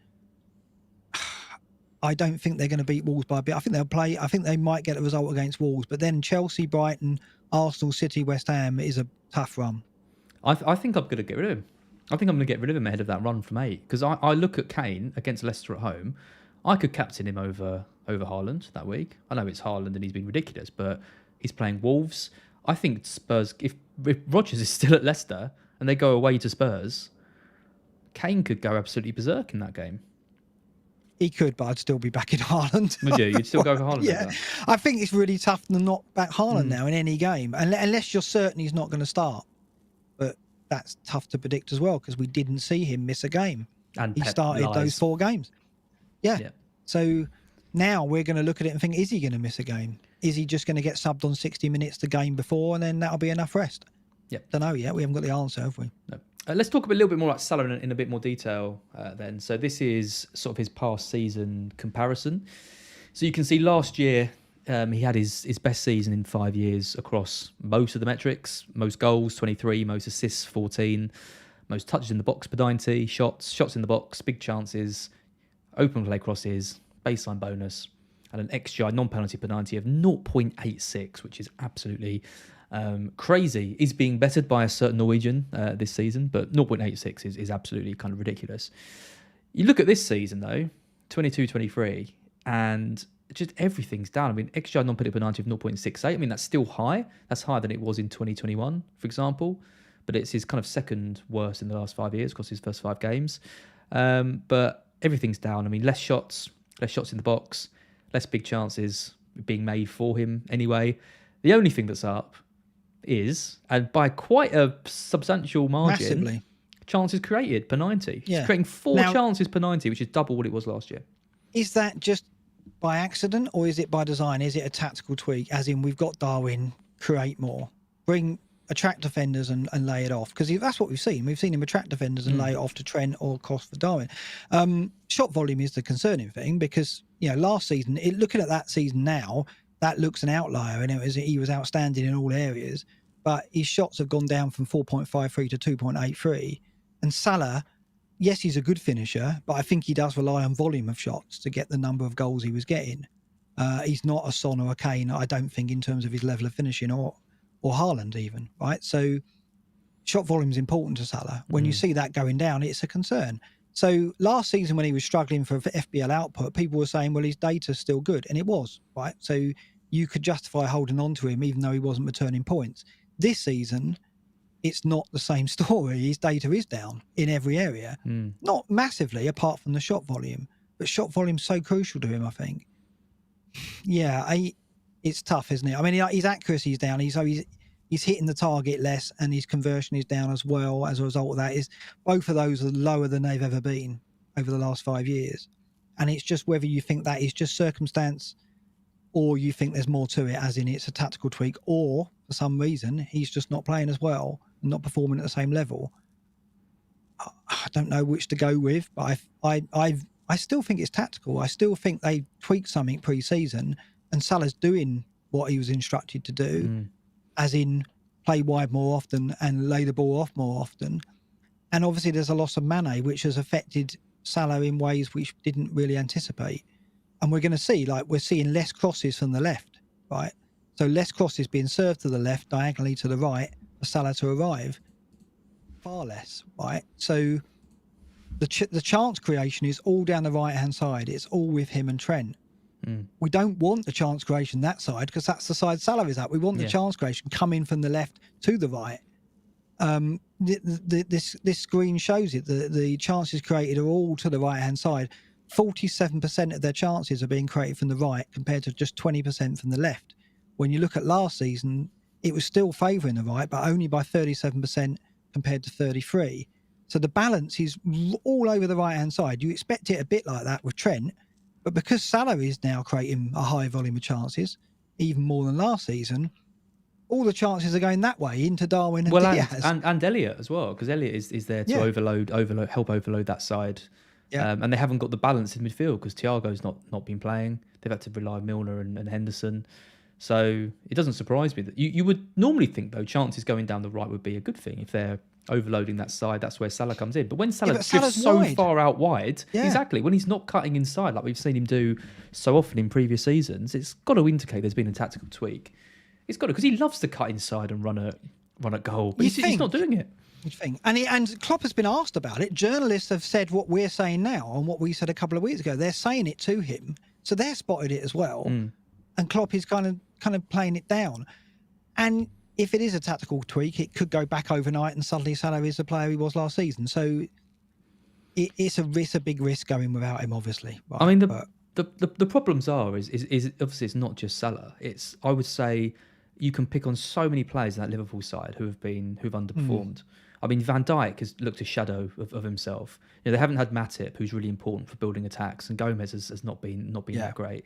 Obviously, Thiago's been out. Milner's been Milner. No one's been at the same level, have they? No, not at all. Salah hasn't been. Trent hasn't been. Elliot's been okay, but Elliot and Diaz probably. Elliot and Diaz have been good, but I mean, Elliot, I still think needs to be quicker with the way he passes and plays. He's obviously a good player, and scored that great goal, and I think has the capability to run a game in the same way that we've seen from some of the other midfielders. But he's still young, right? He's still young and raw, and you can't really rely on him to do it every match. He's not going to get consistency. No. And Diaz has shocked me in that he's not a provider, is he? If you look at his data, he's not providing chances. He's actually more likely a scorer of chances than a provider of one. Yeah. So when Robertson is off form, they haven't really got that creation of chances coming from the left, as this shows. And I don't know how they fix that unless they start playing Jota and play Diaz down the middle. But they're not going to do that because they've got Darwin. I mean, Klopp's got problems because when Salah's off form, the configuration of that front three is difficult. I don't know what he does. There's no other right winger, is there? No. It is a huge problem for them. I mean, I've used the form word and the analytics crew are probably shouting at me. There is no such thing. Okay, when Salah is apparently low on confidence, which is what he looks like he is, I mean, you can say, what's that based on? Well, it's based on nothing than what we've seen. But I'm not the only one saying it, am I? I mean, there's a lot of people saying it, that Salah, his first touch, his body language on the pitch as well. He looks a little bit like something's wrong. He looks disgruntled. He's getting frustrated. I don't know. I don't know what it is. It's a mystery, isn't it? Because we're talking about the king of FPL here, and he's not performing at that level. So someone said in the chat, if his name wasn't Mohamed Salah, we'd all be selling him. Yeah, it's just because we know what he's capable of. But if you look at all the evidence in front of us, okay, it's only been 6 games, but you look at Liverpool struggles, in the attacking sense. You look at the way Salah's playing. You look at the form of the players around him as well. You look at some of the other premium options that are looking really good. You look at the fact Haaland's there and he's going to be our captain every week. It's too much to hold on to a 30 million asset. So and it can. The thing is, it can just go like that, and he suddenly hits a hat trick, gets a couple of penalties or whatever, right? So, but does it in the next 6? Does it in the next 6 though? Given those fixtures? It's tough because normally Liverpool playing well, you wouldn't look at those fixtures and worry, but you do worry now. Yeah. So that's why it's tough. Everything is suggesting it is a time where we should consider selling Salah. Everything, right? Yeah. Really, apart from what we know from the past. Completely agree. How much stock how long do you put stock in that for? Well, I think we've got 6 weeks of data now, which I think is a good amount of data. It's not low, is it? Well, it's not. Again, people are screaming at but it's not. We've only got 38 weeks. You've got to start drawing some conclusions, or not even conclusions, but you've got to start drawing some insights at some point. And I think you take away the Bournemouth game, and you've got a lot of things here that in which you blanked. In which you blanked. Yeah, well, exactly. I know.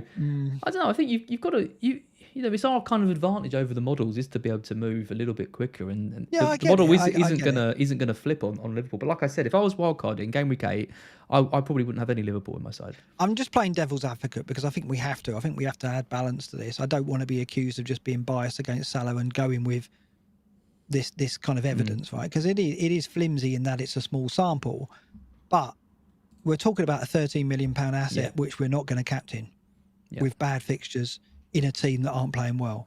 I don't think you can argue with any of those things, really. You can look at what he's done in the past, but you can't argue with any of those statements. Liverpool aren't playing well. You're not going to captain him, and their fixtures are tough. That's fact, really. I don't know. You can't argue with that, I don't think. No.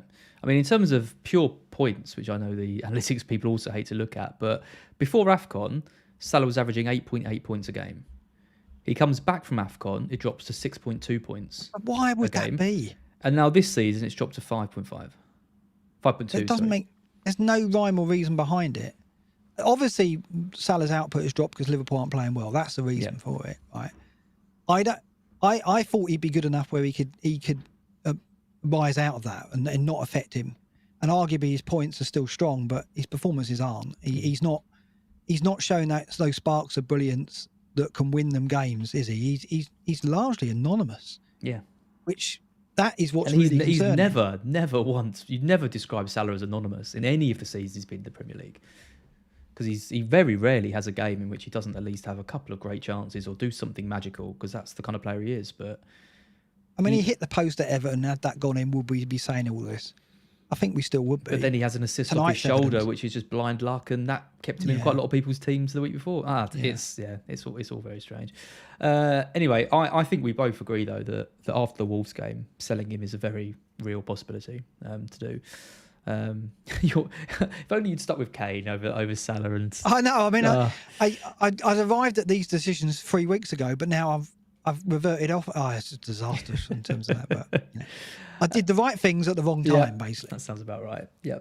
Having a look at the midfielder list again, just before we move on to forwards, is there anyone on this list that you think could tempt you kind of over the next few weeks? I mean, I've got Foden. I've got Foden. Rashford's there, for example. Foden's Odegaard, I'm thinking about. Yeah, where's Odegaard? He's 11th. Yeah, 0.53. Yeah, he's up for all his key data. And I'm still not convinced by Saka. He's down in 19th, and he's down on all his key data. I mean, Saka gets you perhaps more minutes because we've seen Odegaard go off, but with Smith Rowe injured, I don't think that's a factor now. So Saka's on penalties. That's the big thing. If I was going to sell Jesus to get Haaland in this week, I would probably get an Arsenal midfielder just to cover the Everton game, because I do think they can win that by a few goals. But like you say, the fixtures are tough. I mean, unlike Liverpool, though, Arsenal are playing really well, really, really well. I just think the way that Arsenal are playing, the goals will be spread. I don't think Jesus will dominate the goals anywhere near the way that Mitrovic, Tony, and Haaland will for their teams. Because in that Arsenal team, Odegaard, Martinelli and Saka will chip in. Whereas I look at City, I look at Brentford, I look at Fulham, which are the three teams that I've got up, that I would have up front if I sold Jesus, and they are the dominant player in terms of goals. And although Jesus is playing really well, do you see him as the overwhelmingly dominant player in that team to score goals? I don't know if I do yet. Yep. No, well said. Just before we move off this, just talk about the 8 million mids, because we've got Foden 13th, who's now the highest in terms of his XGR non-penalty per 90. You'll go right down to 31st to find Kulusevski, 0.38, low. Diaz, 33rd, 0.37. Mount in 56th, 0.25. And Maddison in 65th with 0.22. Bowen as well, 69th, 0.21. So for us saying, and me making sure I had an 8 million midfielder in place to start the season with, they've all been bloody useless, really, haven't they? They have, but I think it's early to give up on them. But Bowen's an enigma. I don't understand what's happened to him. Surely he'll get out of this. You know, he was in the top 20 last season for XG non-penalty. He's down there in 69th. I mentioned Diaz chance creation. Look at it, 0.68 chances per 90. It's almost the lowest in this table. Yeah. Sinisterra 0.50, and then you got to look at Carvalho, who hasn't created a chance per 90 according to this. So, yeah, it's surprising that Diaz is more a goal threat than a chance creator. Yep. do we go to Diaz if you sell Salah? I don't know if you do. He is playing well, but again, it's about Liverpool and those fixtures. Bowen, you're not going to go there yet, but I'm not giving up. I mean, Mount, no. Saka, maybe. I mean, if I was going to go an 8 million midfielder now, it probably would be Saka if I wasn't going to go for Zaha or Odegaard. But I think Zaha's probably more attractive than the 8 millions right now, right? Yeah, I think so. And Kulusevski didn't as well. I mean, he didn't start again tonight. Richarlison scored 2 goals, I think. So Richarlison's probably the favourite, but Kulusevski hasn't done anything wrong. It's been Son that's been the poor one. So maybe it is Son that misses out the weekend. Well, we said, didn't we, that we thought that Kulusevski was more likely to be threatened by Richarlison. Yeah. But then it looked like from the bench it was going to be Son. But in terms of starts, it looks like Conte just cannot drop or rest Son. So it does look like Kulusevski is the fall guy, which he doesn't really deserve, Definitely but that takes him out as well. So the 8 million midfielders have been a huge disappointment, haven't they? And we were going, you've got to have one, maybe two, weren't we? I know. Yeah, it's crazy. Final shout out to McAllister, who's down in 117th. A lot of people are buying him. It's not a good time to buy him. Next year, non-penny per 90, 0.07. Okay, the Bournemouth game looks good, but then it's a blank, and then it's the international break, and then it's a really tough run of fixtures. So he's fine. And he's potterless. Yeah, exactly. Which might actually help him, because he is a number 10 by trade. He's been playing in this kind of deeper midfield role. So maybe a new manager comes in and tries to unlock him. But yeah, not someone that I'd be looking to buy at the moment. Forwards. We've actually got some forwards to talk about. We used to laugh at this section last season. And we used to skip it really quickly, but... We did. And, you know, it's the 2 best strikers in the league in first and second. It's Haaland in number 1 with an XG non-penalty penalty 1.19, and Neil Maupay of Everton 1.09. And Everton fans, I'm sorry, but you can expect a lot more of what you got from Maupay going forward, because he cannot finish to save his life. Missed that chance, and that golden chance to win the game. The most frustrating player to have in your side I've ever known. The thing is, he'll score an overhead kick and like a 25-yarder and a lob over the keeper, but then he'll miss that chance where seemingly it's easier to score. Very, very frustrating. Yeah. He is a nightmare. But yeah, Haaland, 1.19.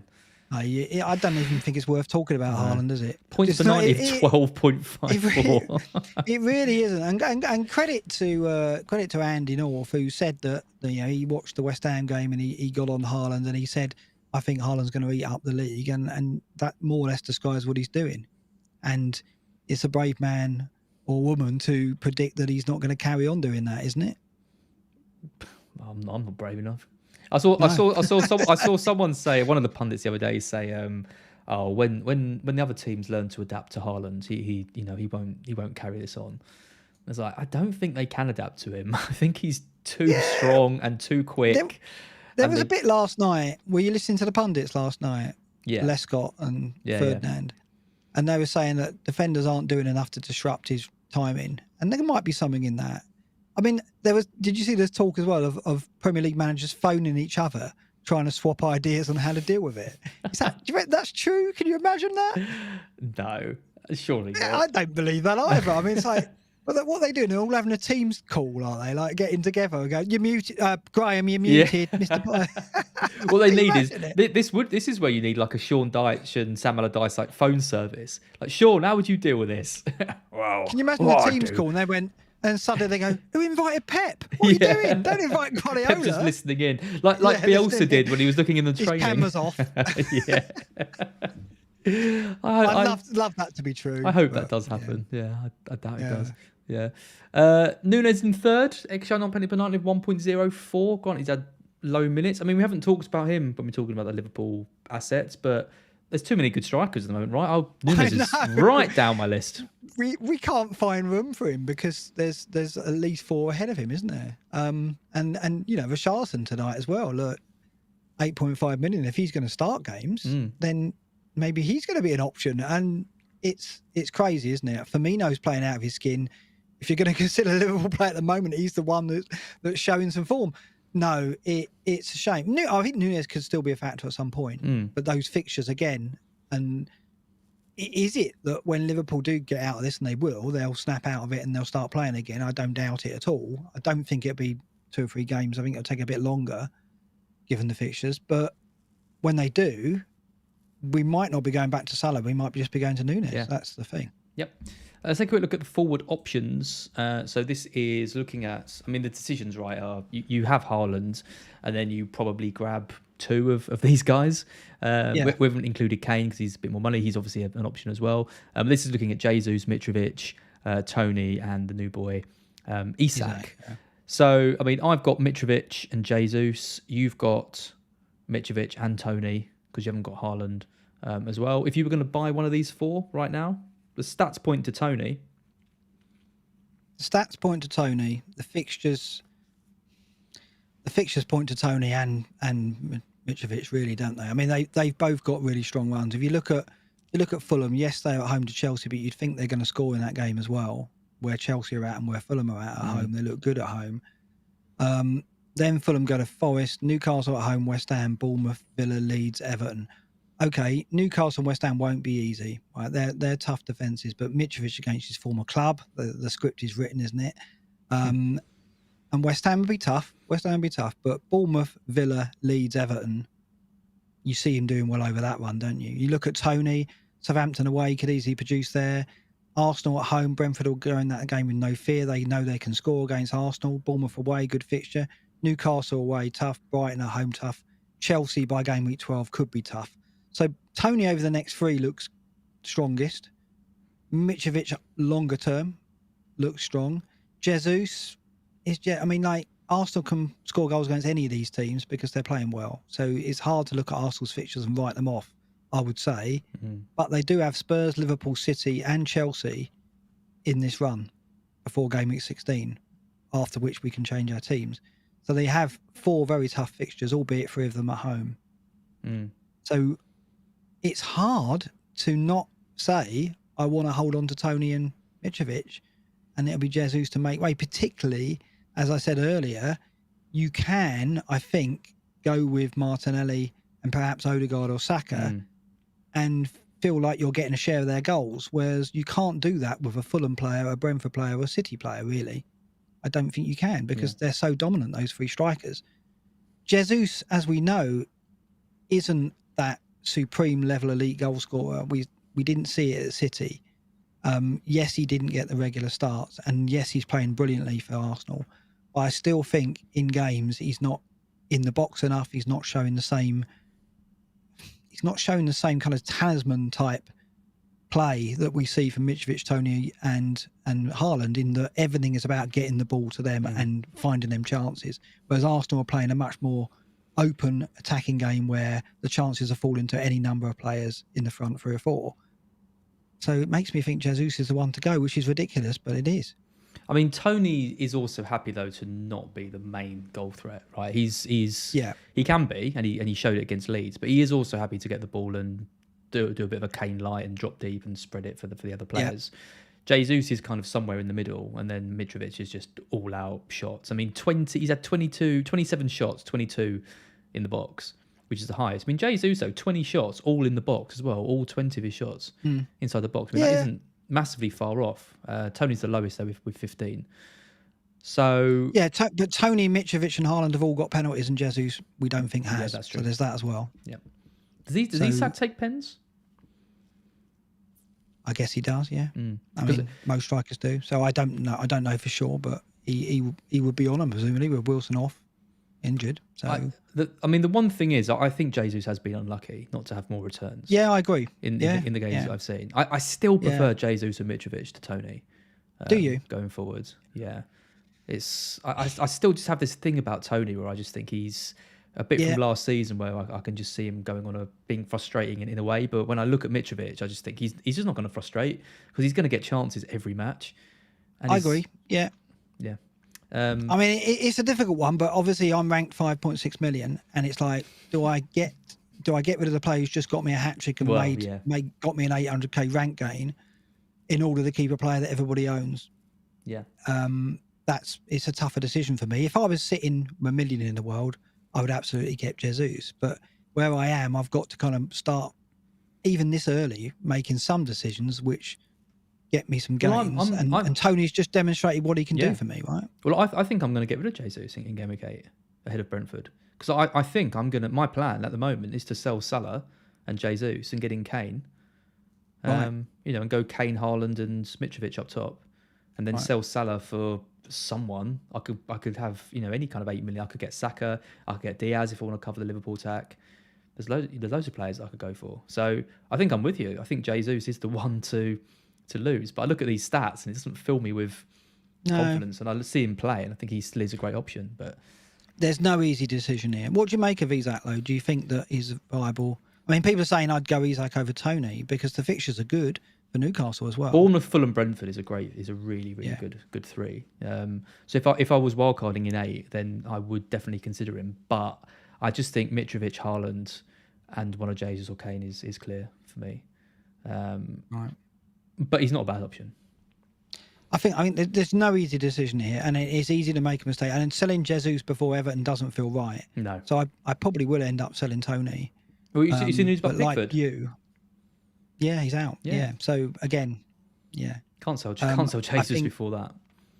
No, I think that any decision I make this week won't be long term though. I think like you, I'm looking at Jesus and thinking, is he a keeper for long term? Because the fixtures are tough and we still need to see more output, don't we? Yeah, I think. Yeah, absolutely.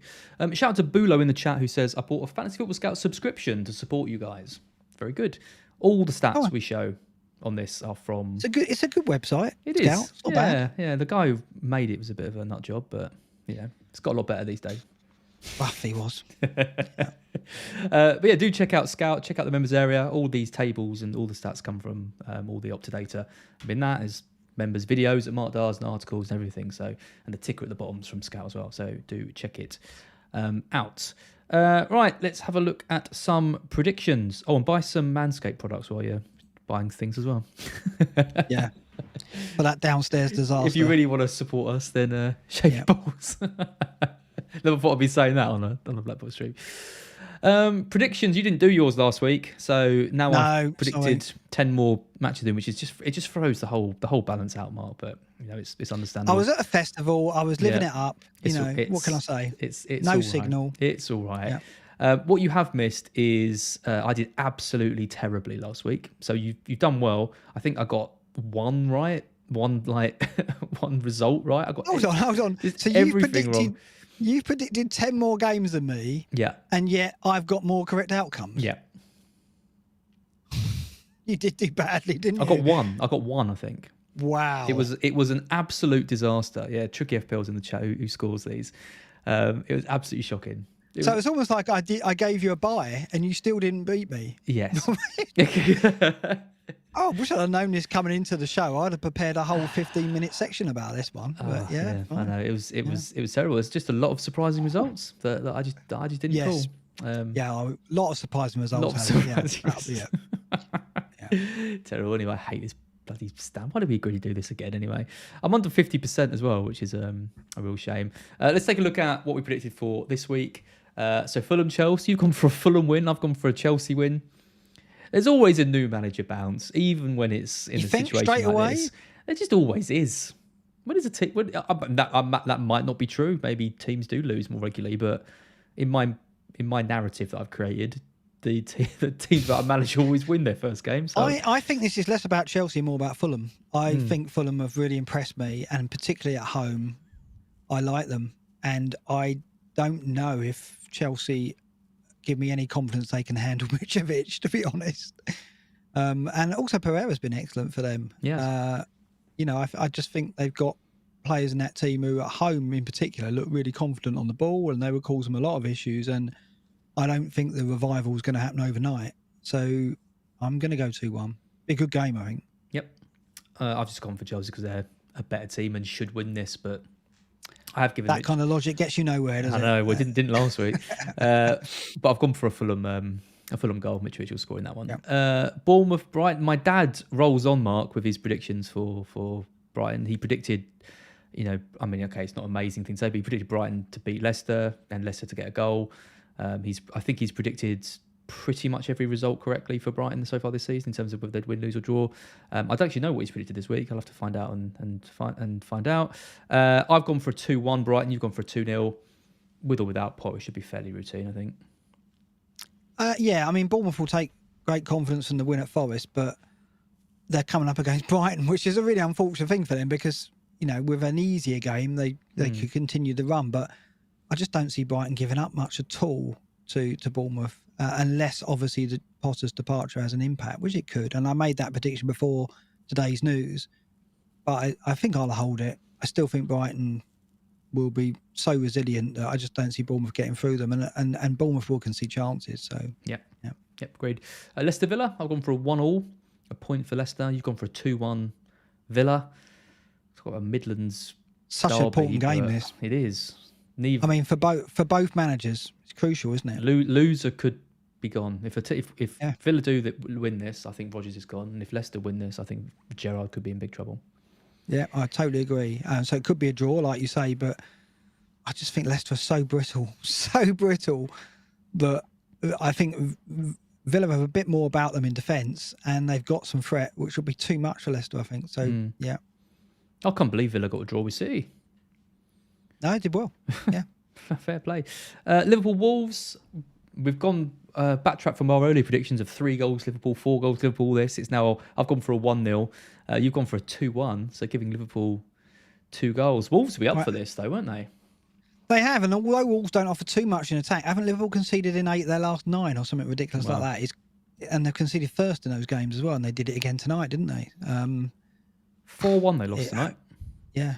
I mean, you do see teams scoring against them, don't you? And it is a stretch to think Liverpool will get more than a couple of goals, isn't it, now, at the moment? I mean, again, Bournemouth the outlier, but Wolves aren't going to concede much to them. So I'm going 2-1, but I do think it'd be that kind of struggle for them. I do. So unless, obviously, Klopp can inject the magic back in and it's a 4-0, but I just don't, I'm not going with that at the moment. I think Salah's way off for captain considerations we're going to talk about in a bit, and he shouldn't be, but he's not really entering into my thoughts now. Southampton Brentford, you've gone for a 1-1. I've gone for a 2-1 Brentford. I was a bit disappointed with Southampton against Wolves. I thought they could get something from that game, but ended up losing it. Was impressed with Brentford, so I've given them the win. You think they'll just catch each other out? Yeah.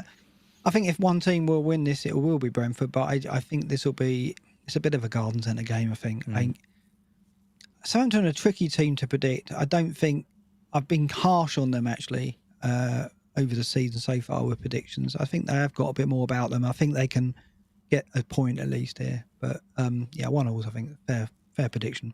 Yep. City Spurs, you've gone for a pretty comprehensive City win, 3-1. I've gone for a 2-1. Spurs do have a good record against City. They know how to play against them, hit them on the counter and hit them hard. But you're thinking this is going to be pretty routine? Yeah, I just find it difficult to see any team stopping City scoring multiple goals at the moment. Conte, you're right. Yeah, if any manager's going to go there and crack it, it could be him. Romero back for Spurs as well, which is a big plus for them. How they handle Haaland's going to be absolutely fascinating. You'd think Conte will go there with a plan, and with Romero there, he's certainly going to want to put one on him early.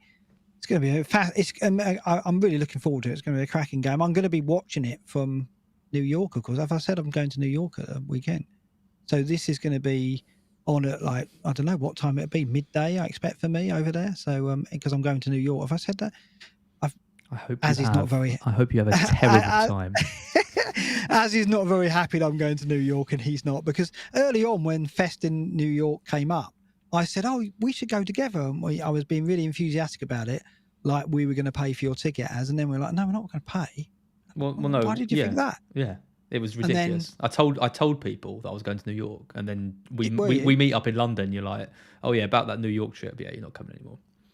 No, I didn't say you're not coming. That's basically what you said. Paying. Yeah, honestly, absolutely. So it's a little bit of a sore point, and I've only mentioned it now. We're an hour and a half in, so you've done well. Yeah, you have actually showed some. I think you just forgot about it until just now, though. So I have. Yeah.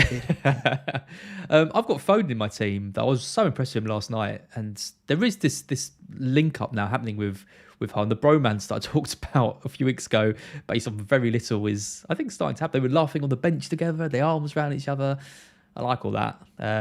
I love Foden as a player, but you've called it right before. When he's pushed out to the left, it's a problem. I want to see him either on the right or in a more central. But I think he's probably going to have most of his minutes on the left because Grealish played the Champions League, but played well actually. But I think we'll probably see Foden back on the left. Yeah, I agree. Foden's security of start looks really good though, doesn't it? It does, yeah. I mean, back-to-back 90s, I think, or close to it before the Champions League game, then taken off early.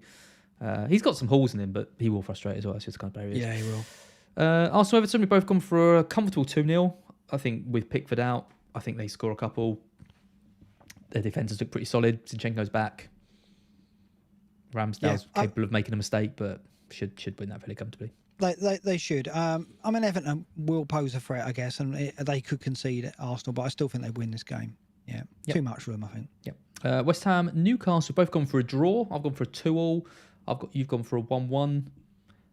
I think either team would be disappointed to lose this one. I think they will see themselves as quite evenly matched. If both teams are going to be harbouring hopes still of a top eight finish, maybe even higher for Newcastle. I think they'll just cancel each other out. Should be a good game actually. Just want to point out, Joe Stanger said in New York the Spurs City game will be 12:30. Thanks, Joe. I'm going to New York at the weekend, Dad. Should we move on? Palace United. You gone for a draw? Yeah, I obviously it's tempting to back United here, but I don't want to write off Palace. I do think that we're seeing promise from them. We saw earlier in the data their defence is weaker this season than it was last. I don't think it's as weak as the data says by any means. So I don't think we should overreact to that after 6 games. So United score for sure, I think, but I back them to score against United as well. I'm not buying into this United defence is suddenly worth getting on the board with yet. I think Palace have got a lot about them. Elise, Eze, Saha, a lot of threat there, and I think they'll definitely get a goal. So a draw seemed the best result to go for here. Yeah, and it'd be interesting to see what team United put out in the Europa League tomorrow as well, because we're expecting Casemiro to start, for example. I assume Maguire comes back in, sure. So it's probably going to be a fairly second string team. But if we do see some of the main guys come in, then there's that fatigue and travelling and all that kind of stuff that could play into Palace's hands. So yeah, I've gone for a 1-0 United, but yeah, could be either way. And then it's the big one, big game, really exciting game on Monday night. Leeds v Forest, two attacking teams. I'm looking forward to this one. I've got Dean Henderson in goal. I think there's going to be goals in this one, so I'm not expecting many points from him. I've gone for 2-1 Leeds. You've gone for a draw. 2. Yeah, managerless Forest at Leeds. Could be tricky. I don't know why I'm laughing. You're that worried. You're that worried he's going to come to us. I would be devastated beyond devastated if he did go. I honestly would be. I can't. He wouldn't go halfway through a season like that after getting promoted. I'd hope all that not. Money. I'd hope not. But in my New York hotel room, I would be very, very upset. In your what? Yeah. In my New York hotel room, I would be very, very upset. Going to New York, are you? Going to New York, yeah. Sorry. I've gone 2-2. Yeah, I mean, both defences are conceding lots of chances, aren't they? And I do think we react to the defeat to Bournemouth. I'd like to think we got something in us to get a point out of this at least. But it's going to be a great game because there's history between the teams as well. It's under the lights. It's a Monday night game. Lots of open play, I think. I don't think giants. That'll be the narrative. Yeah. I see goals. So I've gone 2-2. Yep. Nice. We will see how that goes. Let's take a quick look at the captain matrix before we get onto our teams. We've still got Salah in there. I think you could even make a case for dropping him out. I think Jesus maybe could come in as a primary candidate, given that Everton now lost Pickford. But then it's Haaland. It is, and I was looking at this. Right, Haaland game week 8 against Wolves away. Not an easy game, but let's not forget what De Bruyne did at Wolves last time. I don't see that result going the same way. But in that same game week, Salah's at home away at Chelsea. Yep. Which neither team playing well, so I guess it's hard to read that one. But I don't think we'd ordinarily back Salah at Chelsea, let alone at the moment. Right, game week 9. Kane Leicester's Haaland nice, up.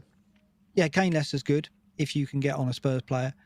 Haaland against United at home, even an improved United, you think City win, and in any City win, you've got to back Haaland for something. Yep. And of course, Haaland surely starts that. There's no issue over his start. You wouldn't have thought it's such a big game. Salah's home to Brighton. Brighton won there last season, and they're not going to be easy, are they, for Salah and Liverpool? So that's a tough captain as well for Salah. There are there aren't many other obvious options. Tony's at Bournemouth, Mitrovic home to Newcastle. So it is Haaland or Salah, really. But I think you'd favour Haaland at the moment. Game week 10, Haaland at home to Southampton. As long as you think he starts, you've got to back him in that, haven't you, really, when Salah's at Arsenal. And then game week 11, they play each other. And who would you rather back? Would you rather back Haaland away at Liverpool or Salah at home to City? You'd probably rather back Haaland. So I think the rule is if we're certain Haaland starts, he's got to be captain. Would you say that? Would you go that far? I think City are light years ahead of everyone and Haaland's light years ahead of everyone. So it's going to take a miracle. I think Kane versus Leicester is the only game I can see for quite a while in which I'd consider going against him. Yeah.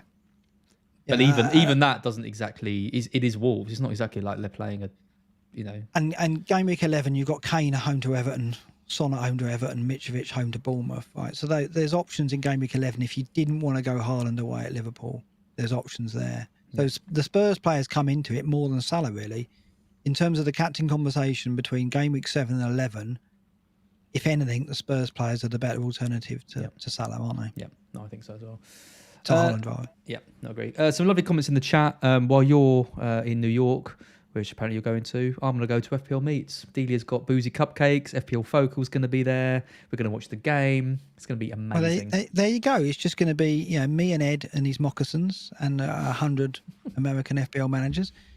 The always cheating guys. We'll have a decent time, I think. But you have a lovely time with FPL Meets, which is another great get together, I'm sure. Yeah, and I'm going to keep. Where is the FPL Meets? Where is it happening? In London somewhere, I think. Okay. London's a good city. Yeah, that's right. Yeah. I hate you so much. Captain Data, just have a look, see if there's anything. I think this is going to be a pretty poor segment because it's going to be Haaland to the top every week. This is it. How do we have this conversation from now on? I guess we've got to look for the opportunity to go against Haaland, right? This is what this is for. Yeah. But is it this week? It's not this week.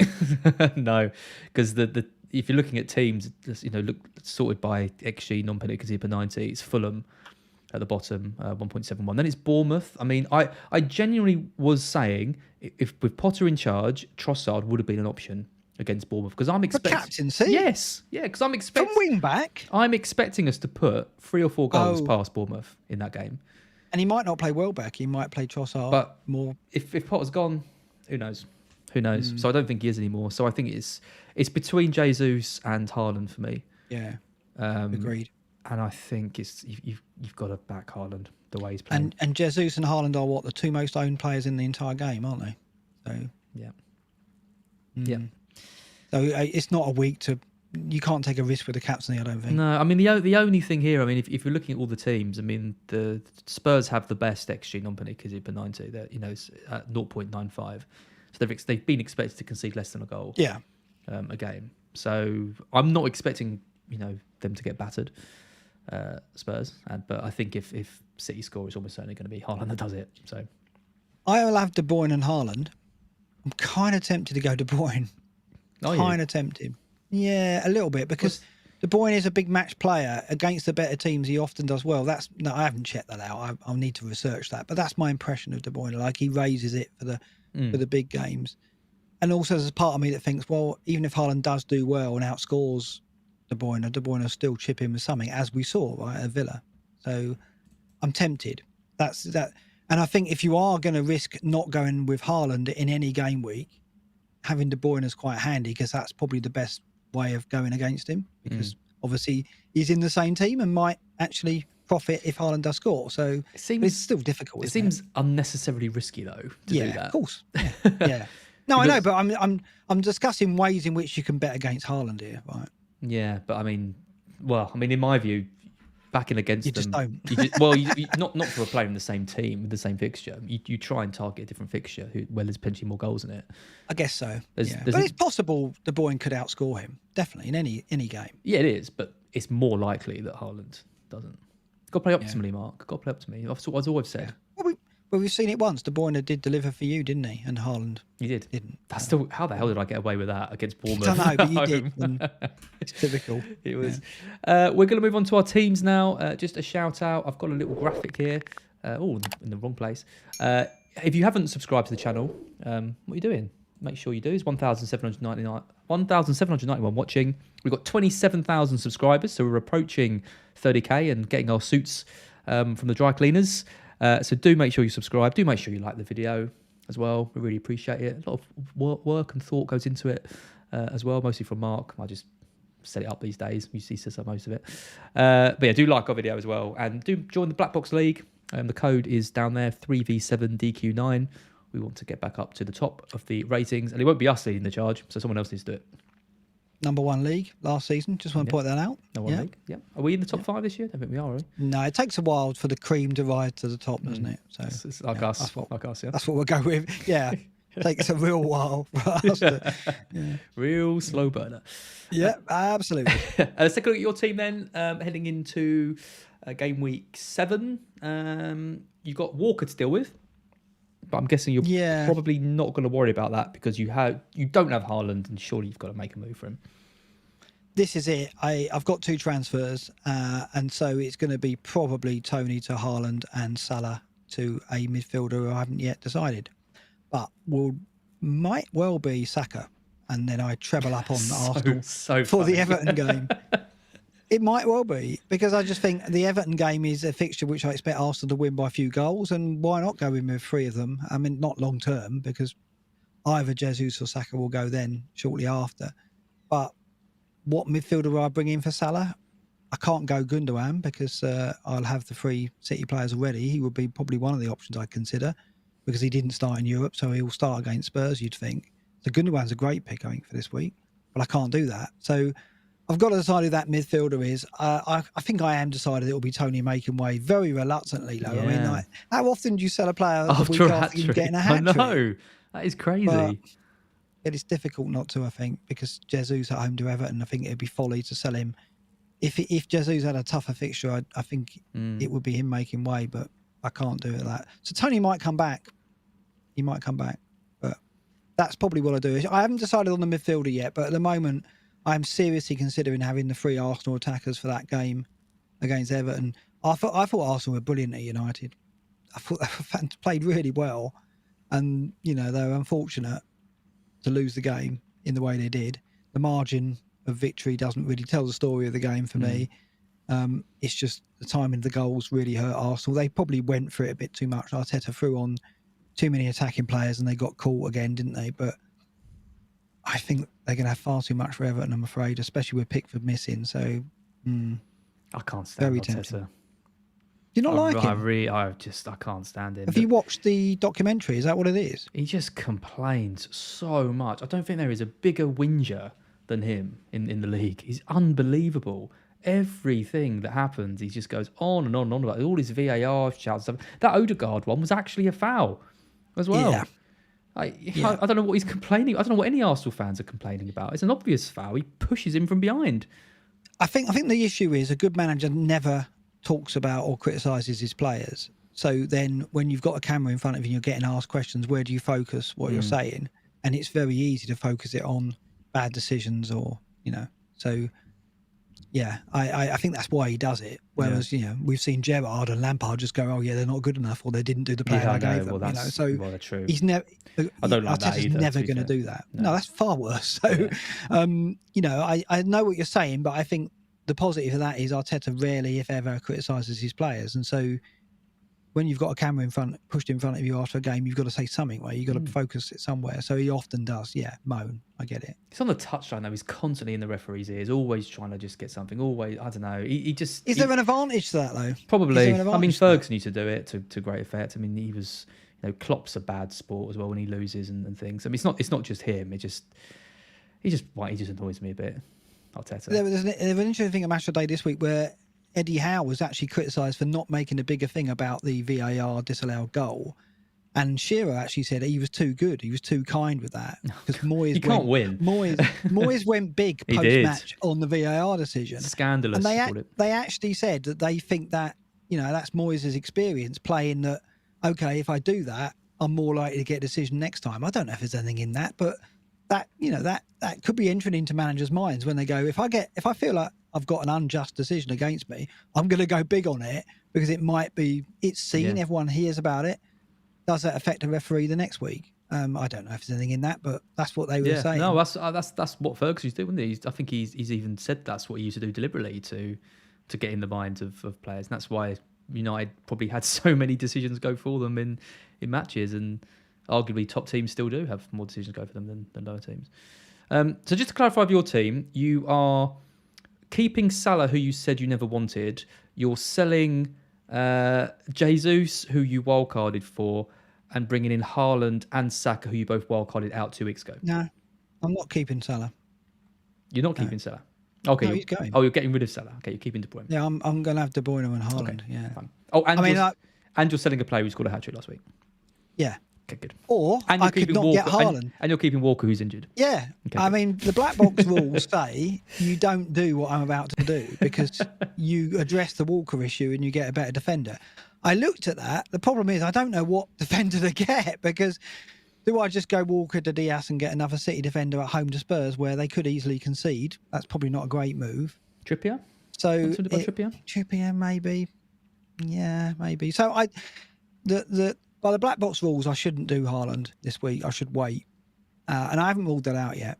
So I'm very much in flux with this. Maybe the right thing to do is to just address Walker and take the 2 transfers and do Haaland next week because the Spurs game is not going to be easy. Let's face it, but it's really tough to bet against City and Haaland, isn't it? That's the trouble. Because I guess if you waited, then you could lose Jesus rather than Tony, which we've kind of said. Yeah, and I might do that. I might actually do that because there's no doubt that Salah and Jesus could do very well. So 1 more week of no Haaland. 1 more week. Yeah, maybe. 1 more week. Yeah. Yeah, cool. My team, I've got 2 free transfers. Henderson in goal, Trent, Diaz, Gabriel. Quite different to yours. Different defenders. Salah, Martinelli, Foden, Pascal Gross, Haaland with the captaincy, Jesus and Mitrovic. I've got 2 free transfers, so I've got to do something. I quite like my 11. Here we go. What can you... I've got to do something. I've got to do something. Well, I think I'm going to sell Estupa Nian for Dalot and just get rid of that issue and have Dalot so in. Sell a bench player and bench the new player. Maybe. I mean, I could play him over Diaz.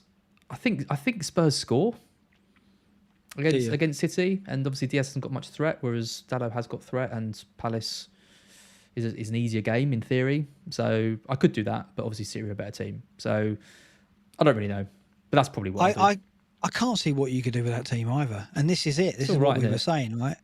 Yeah. And this is what we're going to see week to week, isn't it? And suddenly you probably are looking at Henderson and going, well, to be honest, maybe I sell him and get Pope, right? I think this week is a difficult one, but going forward, I mean, I want to get Trippier in, definitely. I don't want Gabriel like longer term because Arsenal fixtures turn. I want to get rid of Salah. I want to get Kane in. And Diaz, is he really going to... He's not very interesting. I could get James, for example, if James shows something. So there is a few positions I can play with here. Diaz, Gabriel, Salah, Foden as well, maybe Gross as well. Like I don't know. There's options to me going forward, but this week I'm relatively happy, and we'll kind of see how it goes. So yeah, that's me. But yeah, it'll be Haaland or Jesus captain. At the moment it's on Haaland, but I might be tempted by Jesus, now that Pickford's out. We'll see. Black Box Leagues. Again, the code is on the screen, 3v7DQ9, if you haven't joined already. Stephen Browner is top of the league, 451 points. I don't even want to know how many points ahead of us that is. I assume a lot. 55 points for him. I think that's the same as you. Rakshit Chopra has got 66. He's on 446. Quite close between everyone, as you kind of expect. Jake Easton in third, 444. David Hurley, Jonathan Treadaway, 441. All doing really well. Really strong starts to the season. Congrats to all of you. Keep it up, and we'll hopefully get into the top of the league. I think that's it, Mark. That's all my screens. It is. Yeah. A good episode featuring the Manscaped ad that we've always wanted to do, which is obviously the highlight of it. And I mean, I enjoyed it. Yeah, we haven't looked at a wildcard team. We'll do that. We'll do that next week. Yeah. Going into the international break.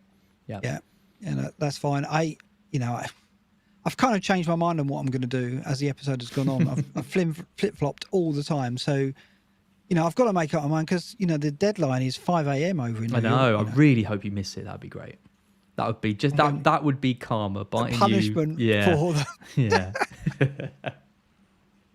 But obviously, and who's going to sleep in New York? I'm going to be up at that time anyway. I'm going to be partying. You physically can't sleep in New York. It's so bloody loud all the time. Ed and his moccasins, we're going to be hitting the town, right? So, no, it's going to be great, isn't it?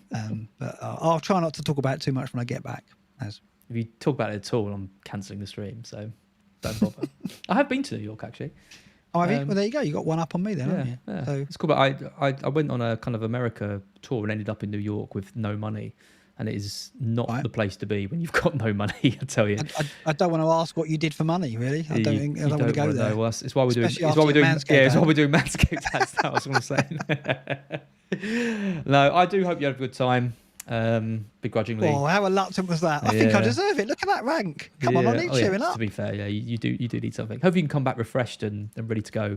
Thanks very much. Yeah, it's gonna be. We're both gonna the episode when we're both in the top million. If it happens, it's going to be lovely. Okay, will that happen before we hit 30k? What's going to happen first? 30k subs or us both in the top million? I don't know. Get your answers in the chat and in the comments. Well, if everyone subscribes, they can fix it. But, yeah, that's true. I think that's embarrass us. Let's see what happens first. Let's see what I think is going to be close. Yep. Because I think we might get 30k this season. I think that's more likely than us getting the top million, to be honest. If we both finish outside the top million, we'll have less than 30k next year. We'll probably down to about 20k. Nothing to do with rank. Nothing to do with rank. Which is what we say in the season where we're not doing very well. Yeah, rank's always been overrated. We've always said it. It doesn't mean absolutely. Anything.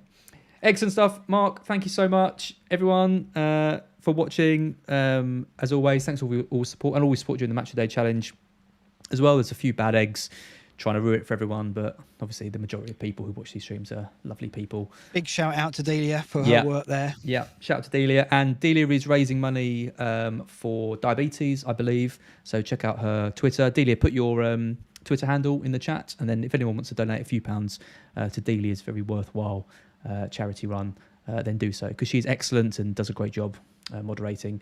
But that's it for this week, and we will be back next week. You're back next week, aren't you? I am. I'm coming back from New York. I'm at New York at the weekend. It's good night for me. Good night, everyone.